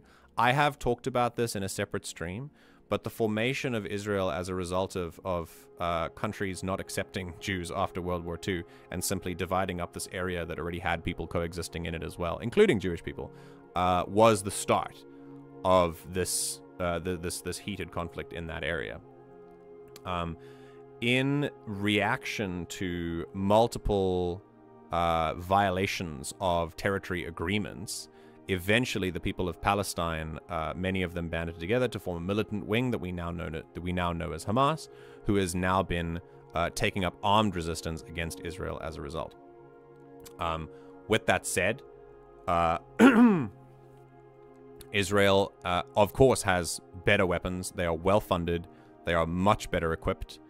And they are making sure that the Palestinians feel this. They are, of course, funded to the tune of billions and billions of dollars every year by the United States of America and a lot of other Western European countries as well. Many of them who have stopped doing that, but America continues. Israel is almost entirely funded by America. And in this case, they've continued to encroach on territory until they leave 2 territories, namely Gaza, which is the territory currently under direct invasion, and the West Bank, who recently also came under direct invasion as well, but is mostly dealing with apartheid, just like I did, or just like my people did in South Africa. So that's been going on for 70 years, where Israel continues to push in the territory, continues to violate the treaty agreements, and the Palestinians can do nothing because Israel is still continually funded by the West. So that then culminated in a brutal, pretty brutal strike, an act of armed resistance against Israel by Hamas on October the 7th. It's important to understand the historical context before then, because then the response was almost as if history began on October the 7th. And then from then, we have now had a year of genocide. Cool. After that, Lebanon, Iran got involved, and there have been back and forth strikes between Lebanon and Israel, and Iran and Israel ever since. It looks like there are going to be escalations further, and it might be that we are heading to a war in the region. I don't know these sorts of things. I don't know how soon they happen, but it doesn't look good. They continue to be acts of aggression. They continue to be escalations. And I fear that they will continue so long as Israel continues its belligerent nature of occupation, unfortunately. And that's about it, really. So that's basically the idea. We're going to talk very quickly about what happened in Lebanon, because I think that's something that you should really know about. And I want you to imagine I really want you to imagine for a second. Let me see. Hang on.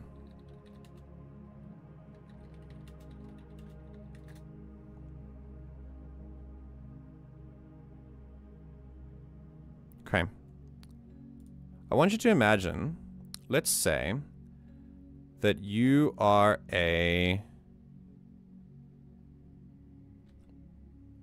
Let me go here. Okay.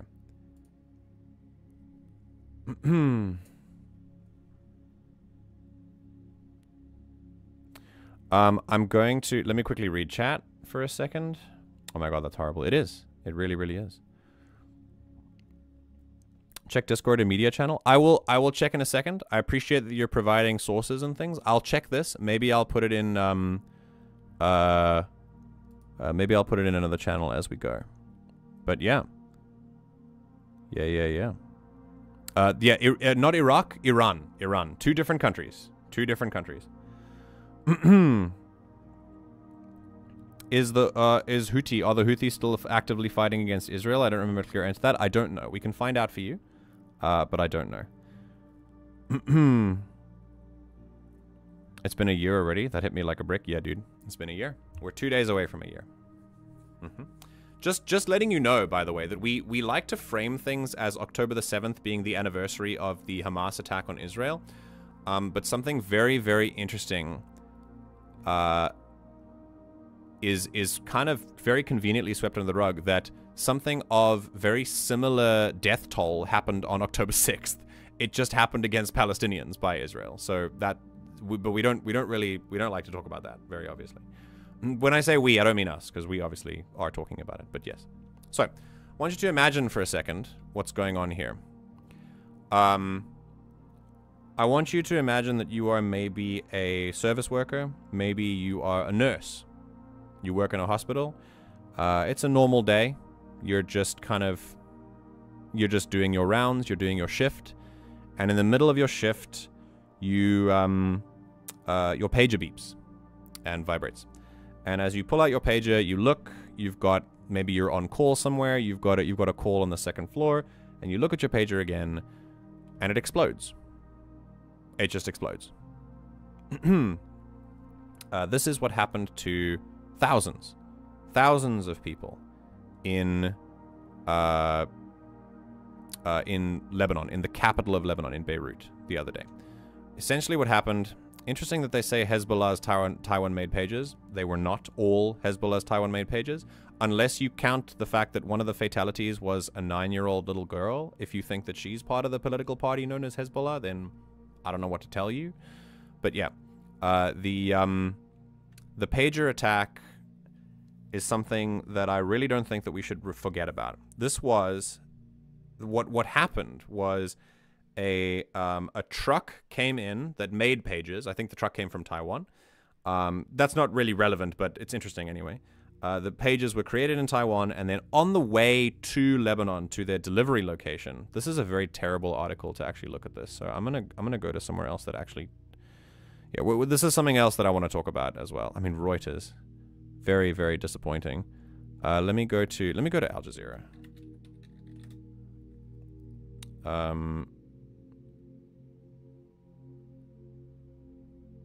Yeah, the pager.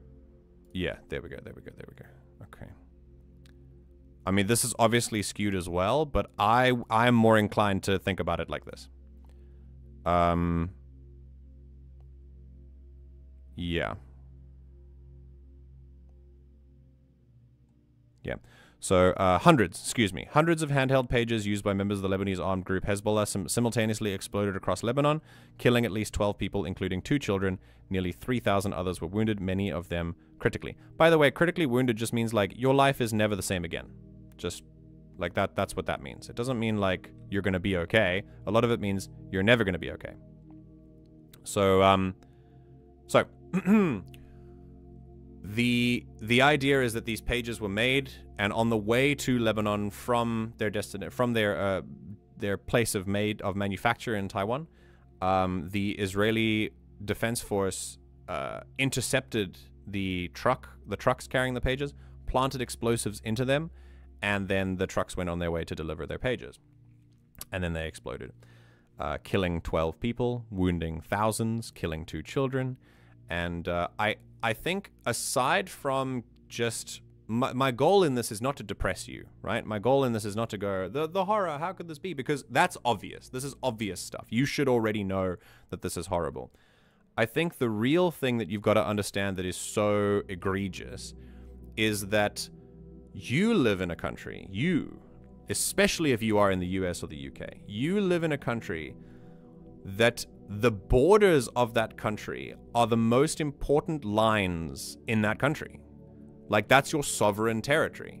You are a country. That's like, we've built a world based on that. And now here we find, in places like the Middle East, apparently as long as your country has the backing of countries like the United States, it's okay for it to just ignore that for some reason and just go into other countries. There's now a ground invasion into Lebanon as well, as we can see. And this pager attack, and as Thomas says again, it was walkie-talkies the next day. They did it again with other things as well. Now, very obviously, again, this is a war crime. This is a like legally as well. And the main reason it's a war crime is not just definitionally because you're not allowed to plant explosives in hidden devices. Like, that is the definition of the war crime. You can't turn an everyday device into an explosive. But the other reason is that you can't be sure that civilians won't be killed. However, this is very easy to understand if you already have the context of the last year in Gaza, is that Israel does not seem to care very much about civilians that are not their own. In fact, to be honest, they don't really care about their own civilians either. There have been a lot of reports coming out about how many Israeli hostages have been killed in the bombings of Gaza over the year of genocide as well. So yeah. There are a lot of things to unpack about this. The reason it might seem like I'm going back and forth and like kind of jumping between points is that it's really hard to pin down one article, like one idea, because everything is connected, right? All of these events are interconnected, and there's just so much wrong with it that you could really talk about it for hours and hours and hours. All I'm here to do is just bring more awareness. So there was a pager attack, there was a walkie-talkie attack, and now there's just carpet bombing. They're just carpet bombing them. So that's what's happening in Lebanon right now. In response to the Lebanon bombardment by Israel, Iran recently launched several hundred rockets over the border at Israel. Now, if you're going to look at this map very quickly, I'm going to bring you here. All right. Here's Israel. It's a teeny tiny country. It's teeny tiny. Right over here. It's got a great line there. It's over there. Jordan's over here. And you'll see that Syria moves up there and Lebanon is just this teeny tiny country over here. All right. So Lebanon is on the northern border with Israel. Israel here has 2 little strips that have been taken out of it. This is called the West Bank, and this is called Gaza. This is the place that is currently one of the most uninhabitable places in the world. This is the West Bank, which is currently experiencing apartheid under the Israeli occupying force. And Lebanon is the place that Israel is now attacking. Iran, all the way over here, sent rockets across Iraq and Jordan and Syria, all the way into Israel again. That was the other day. I think it's very interesting to now look at what happened here. As I give you a simple Google, I'm just going to search Israel, Lebanon, and we're going to see. Well, let's go with pages. Israel, Lebanon, pages. Okay. So, first we look at CNN. This is just a general surface article check. Israel concealed explosives inside batteries of pages. Israel carried out part of its device attack targeting Hezbollah by concealing explosives inside the batteries of pages brought into... Okay, cool. That's fine. We move on. The Hezbollah device explosions. What we know about the Hezbollah device explosions. The devices spontaneously exploded.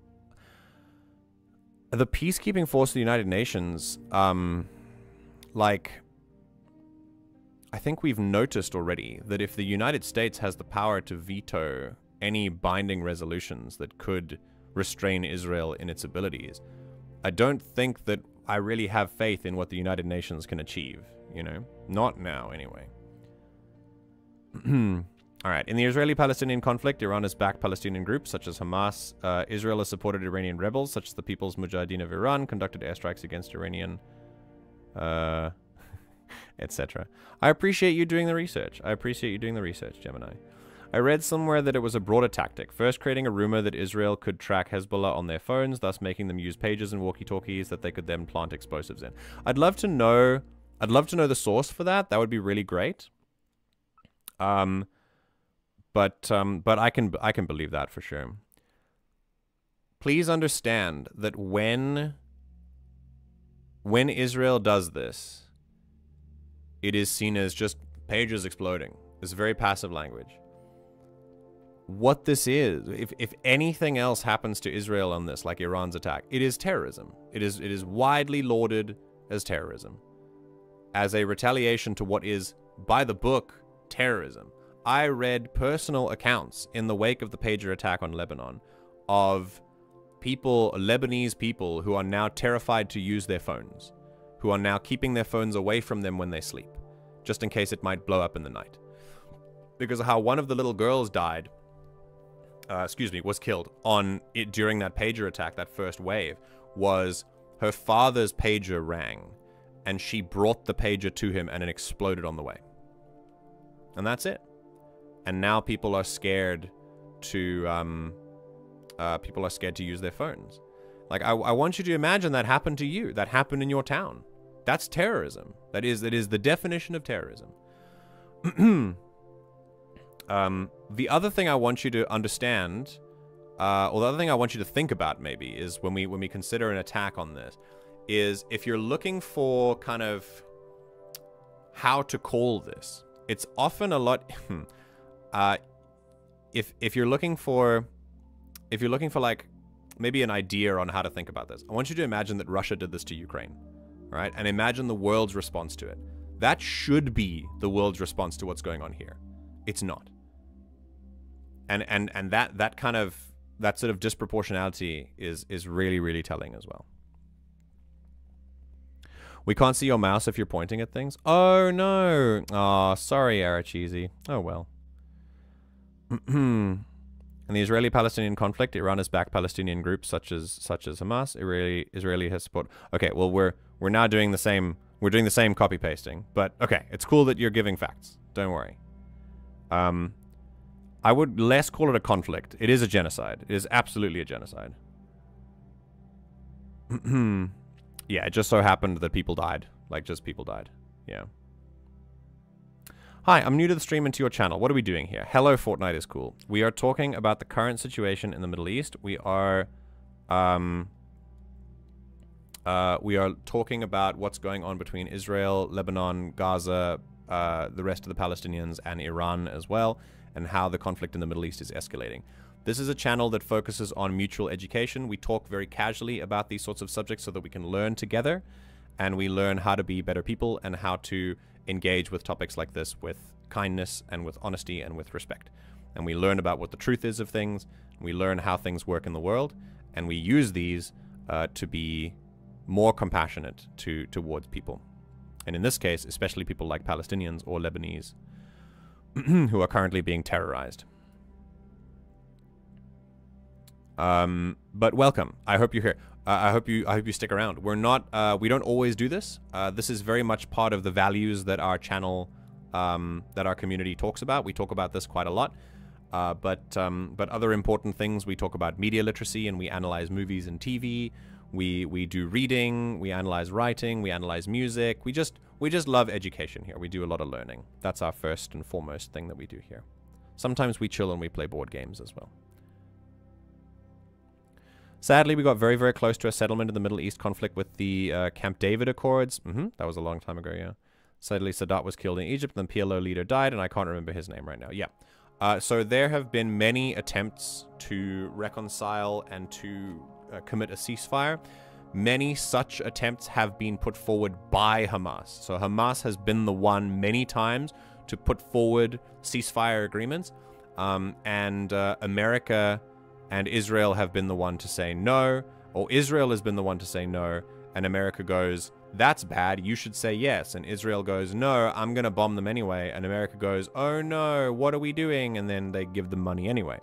This is a bit of a reduction of events, but it's essentially how it happens. This has happened many times over the last decades, and especially within the last year of genocide in Gaza. Hamas themselves have brought several ceasefire agreements to the table. You can go and read them. And when the reason that Israel rejects the ceasefire is because in the terms of the ceasefire, there are two things that Israel never accepts in the decades of ceasefire agreements that Hamas have put forward. The first one is a release of not just Israeli hostages, but also the Palestinian hostages that Israel have been holding for many, many years, because they have thousands of them. And the second thing is a permanent withdrawal of Israeli armed forces from the Gaza Strip. And those two things Israel has never agreed to in decades of peace talks. And that is the reason that the war continues, that the genocide continues. I actually used to live in Iran before I moved to a new state and country. Damn. Fortnite is cool. I hope that you're safe. It's a pretty scary situation to be in Iran or Lebanon or any of the Palestinian areas right now. I hope that you're safe. I hope that your family is safe. Yeah, not good after the gunshot ringed out. We moved to a new state and country. Yeah. Yeah, it's pretty wild. It's pretty wild.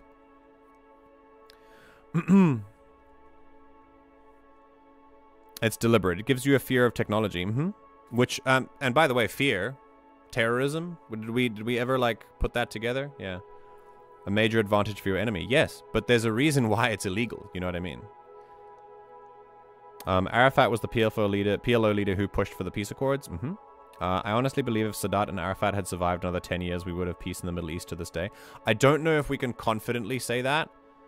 I don't know about those people enough to make a confident statement, but I definitely think there's more to it.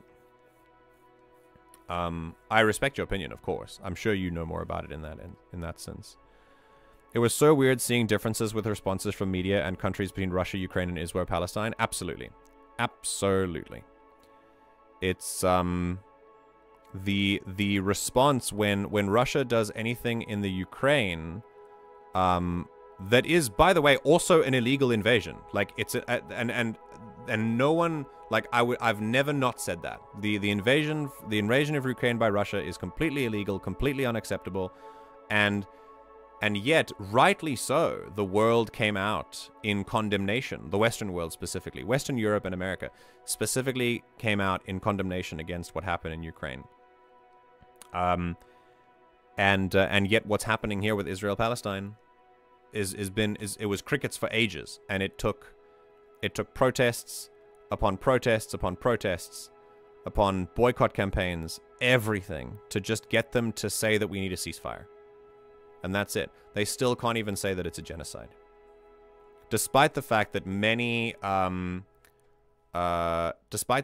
many United Nations organizations have specifically stated that that Israel is not only an occupier of the Palestinian territories and has an obligation to provide them with their basic services, but is also a belligerent occupier, and in actually that there is actual apartheid inside the West Bank.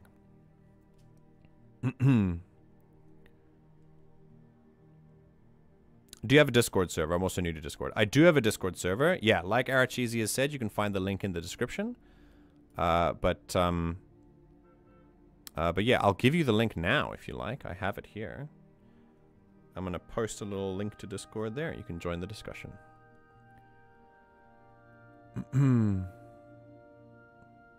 Yeah, thanks everyone for helping me out here. Israel doesn't care if it's illegal as long as they have the backing of the USA. And that is the reality, right? That is exactly what they're going to do. Israel will continue to act with impunity so long as the USA tells them, Israel, stop. And Israel says, I'm not going to stop. And then America tells the world, well, our hands are tied. with the amount of money that America provides to Israel and the amount of weapons and training they provide to Israel, they could cripple the military-industrial complex of Israel overnight if they stopped the money flowing. If they stopped the money flowing, it would happen tomorrow. And they won't. They won't. Is this when I ask MJ to make me a mod so I can fill in for taters? We have enough mods. We only have like 70 people in the community. Four mods, including me, is enough.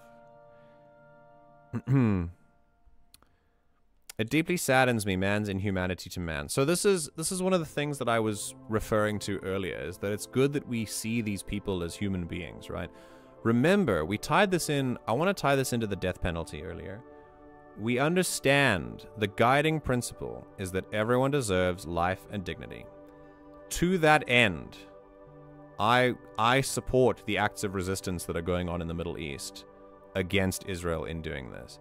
As an instigator, much like Russia in Ukraine, as an instigator to all of these horrific, terroristic acts that we are seeing all over the region, I completely and fully support the retaliatory strikes. And I think that I definitely think that you should too, especially after reading about all of the stuff that we have, you know. And I think I will take some time to fully read the articles instead of just talking to you about it before we end the streams. But there's one thing that I think you should take to heart today as we talk about this.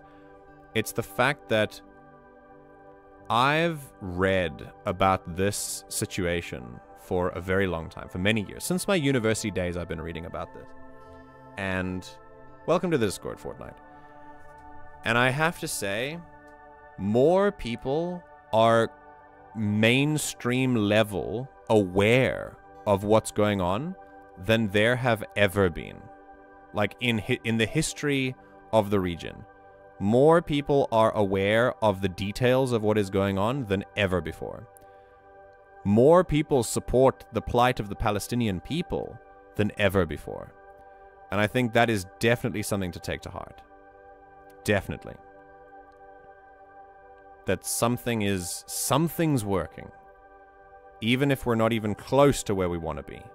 And the genocide continues to this day. We will be on our anniversary of it in a few days. We will still, things will still continue. But at the very least, there is so much more awareness than there was before.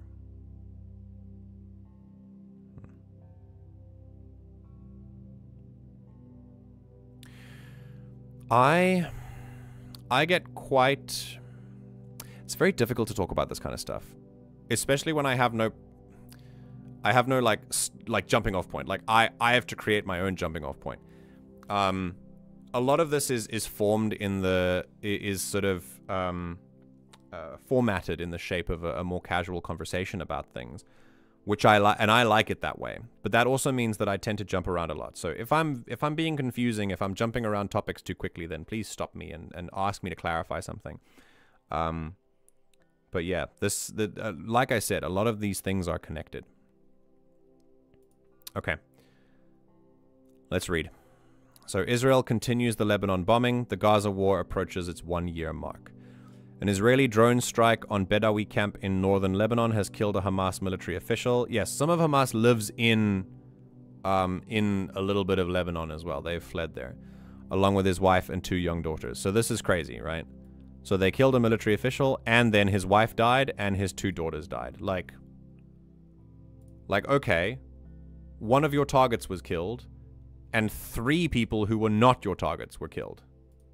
Like, is that a thing? Is that something to be proud of? Is that a good thing? Yeah. Lebanon's health ministry says more than 2,000 people killed so far in Israel's attacks across the country, including 127 children and 267 women. So, I want you to take this, and when you do your reading about this, which I hope you will, I want you to notice some of the statements that Israel is also making about this. The videos that they are releasing for the Lebanese people are exactly the same as what happened in Gaza. They are doing the same thing. It's the same formula.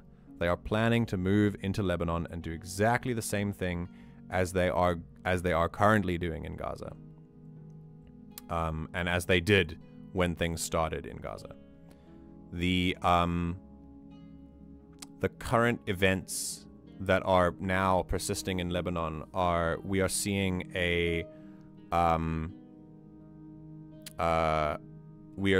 persistent and like almost a copy-paste structure of what Israel is saying to the Lebanese people as they invade them. And what's really, really interesting also, and I have to point this out, is that Israel puts their messages to the Lebanese people. Benjamin Netanyahu goes up and speaks to the Lebanese people in English in his videos and goes and puts them out and says, the terrorists are using you as human shields. You live in a terrorist state. You should, rise up and help us conquer your country and stuff. He says it in English. Despite the fact that I don't know if it's an official language in Lebanon, but Lebanese people speak Lebanese, like mostly. I find it very interesting that almost all of the Israeli propaganda videos or the Israeli invasion notices are said in English as well. Something to think about. 25 people were killed on Friday and 127 wounded. And so it begins. I have a feeling, I think we're going to see a complete repeat in Lebanon of what happened in Gaza. 1 year on, Israel responsible for record journalist death toll. The Committee to Protect Journalists has said that at least 128 journalists and media workers, all but 5 of them Palestinian, 5 of them were not Palestinian. So all of them were Palestinian except for 5 have been killed. More journalists than have died in the course of any year since it began documenting journalist killings in 1992. All of the killings, except 2, were carried out by Israeli forces. CPJ has found that at least 5 journalists were specifically targeted by Israel for their work and is investigating at least 10 more cases of deliberate targeting. 2 Israeli journalists were killed in the October 17, 2023 attack by Hamas. The killings, along with censorship, arrests, the continued ban on independent media access into Gaza, persistent internet shutdowns, the destruction of media outlets, and displacement of the Gaza media community have severely restricted reporting on the war and hampered documentation. Of course, this is the point. This is what they're trying to do. I can't show you videos, by the way, because they'll be the stream will be taken down, which is ironic. Thousands march in Paris in solidarity with Palestinians and Lebanese. That's good. Losing contact with Safieddine, another serious setback for Hezbollah. China says it evacuated 215 nationals from Lebanon.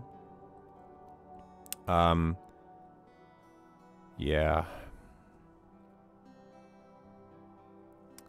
Israel's recent attacks show it infiltrated Hezbollah.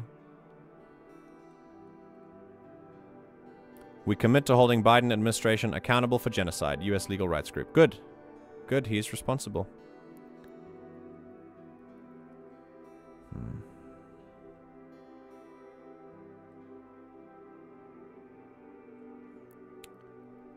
Yeah. Oh, this is Safieddine is the chairman of its executive council. They've lost contact with him. Okay. Okay. Okay.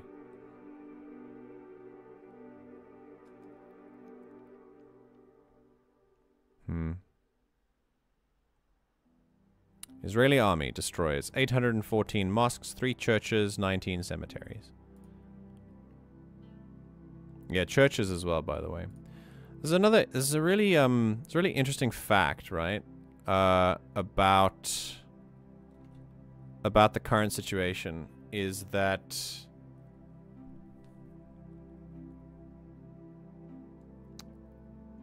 before Israel was even demarcated as an area for Jewish refugees to go after World War II, and demarcated with no consent given by the Palestinian people who were already living there, the people living in Palestine, the British colony at the time, were of all different faiths. There were so many people from all different faiths, and they were all coexisting.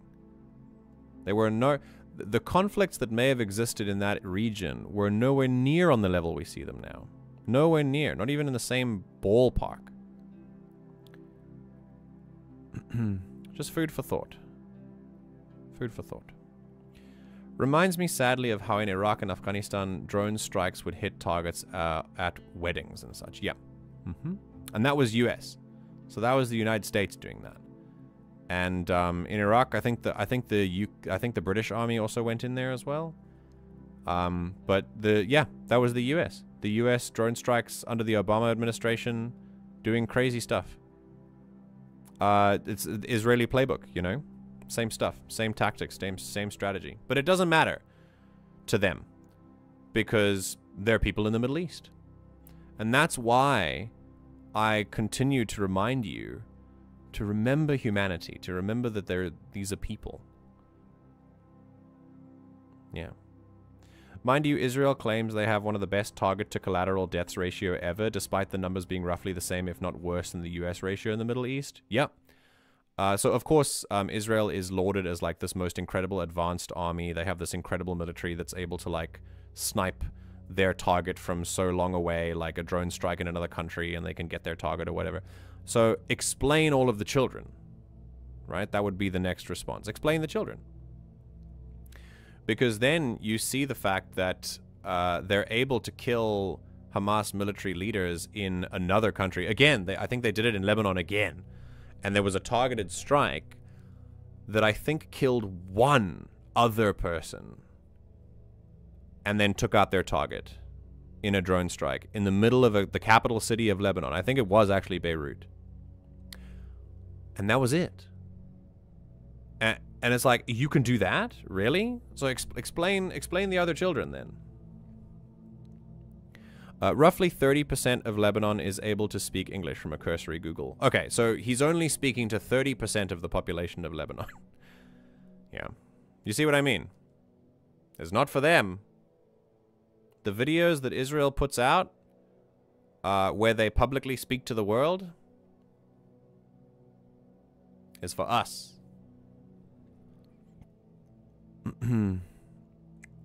Yeah, the suburbs. The suburbs of Beirut. It's a capital. It's like, imagine someone attacking, like, London. Imagine another country coming in and just bombing London. It'd be insane. It'd be unfathomable. And instantly condemned. Instantly. Oh, speaking of London, lots of pro-Palestine protesters. Yeah. So, this is all I really have time to talk about today. I know we've kind of been... There've been a lot of things. There's really so much to cover, and I am not a news channel. We are educational. We talk about the stuff. We have conversations and discussions. We kind of arrive at conclusions together through that, right? I'm not media trained, so I don't claim to, like, talk about it in the way that, like, some professional people would do, like this is their whole career. I'm just a person who is passionate about the truth, and I would like to disseminate that truth to you. That's all that's my whole goal. The takeaways from this at the end of the stream, if you've just joined in and you want to know what we talked about today, we started with Marcellus Williams and the gross miscarriage of justice. He was executed by the state of Missouri, and we talked about the death penalty. And then we moved on to the crisis in the Middle East and what's going on there.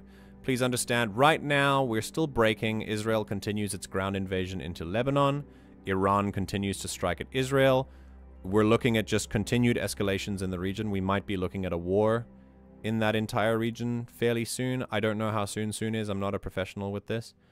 But like I said, what I do care about is when I see something that's happening and I think there's something to learn from it, I would like to pass that on to you. So, and I love that you've all been so active in passing that on to me as well.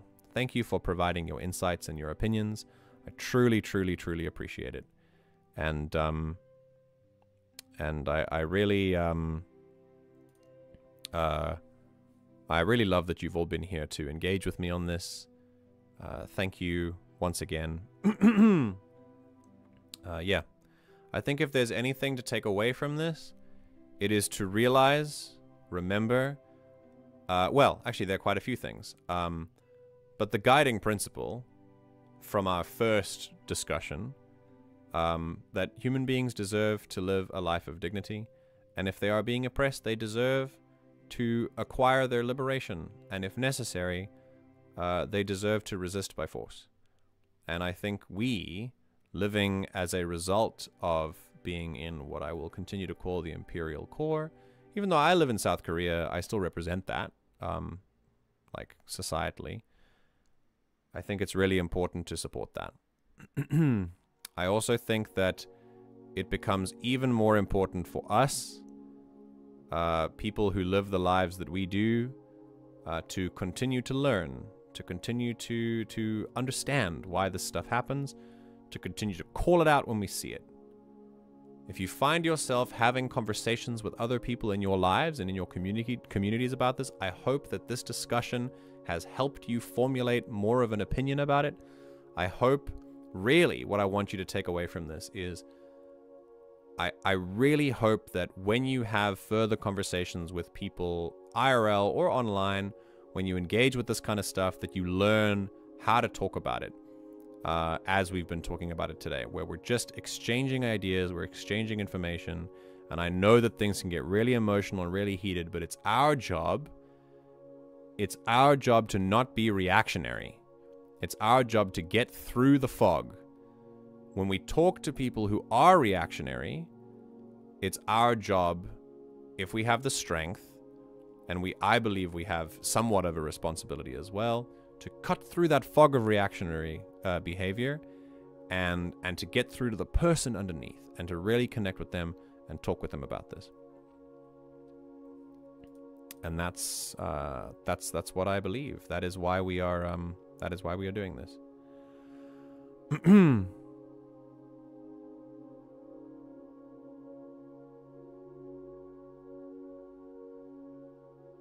Discussion is a good thing, though. If just one person understands these things better or learns something, that's important. Absolutely. Absolutely. It's part of the reason why we do this. Take care of your mentals, everyone. You can't fight without it. Damn right. Damn right. Oh, shit. My YouTube chat disappeared. Hang on. I want to get that back. Give me back chat, please. There we go. Akil, it's been lovely to have you here. Thanks for stopping by. I don't feel like I was very coherent a lot of the time, but if I was, that's great. Yeah, and it's important what he's saying, everyone. Remember to take care of yourself while you discuss these things. Make sure you have some mental strength, and that this does not break you. This should change you, by the way. This definitely should change you. But I believe it's a good thing to let this kind of thing change you, because it's making you more aware of not only yourself, but the people around you. It's making you more aware of the world that we live in. And I believe that all of us here have the strength to deal with that. Yeah, there was coherency in the rambling. Good. Good. I do get a little insecure about it sometimes. Because I really want to get it right, you know? I think this stuff is very, very important. And I don't want to just, like, yap about it. Like, what I'm saying is still important. So, yeah, any last thoughts? Last little comments before we say goodnight? We got a new person in here. Thanks for joining us. Fortnite is cool. I'm the same way. I was struggle busing hard in the last stream when you were explaining the politics of One Piece. Oh. Dude, I'm a professor of yaponomics, right? Like I said, the point is to be better humans. It's to disseminate information and to learn. That's it. It's not to break you, it's not to depress you, that's not the point. It's to change you. It's to make you aware. It's to help us be more aware of what's going on. All right. Everyone, it's been really wonderful to have you here. We're going to off on a slightly softer note.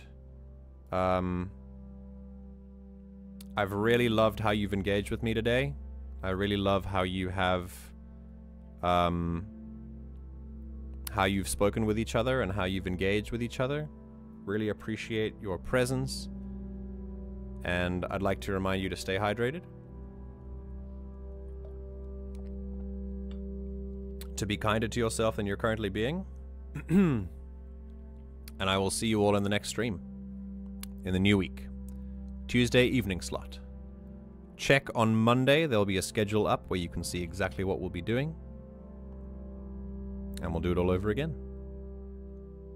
Take care, everyone. And, yeah, make sure you're always learning. Very important.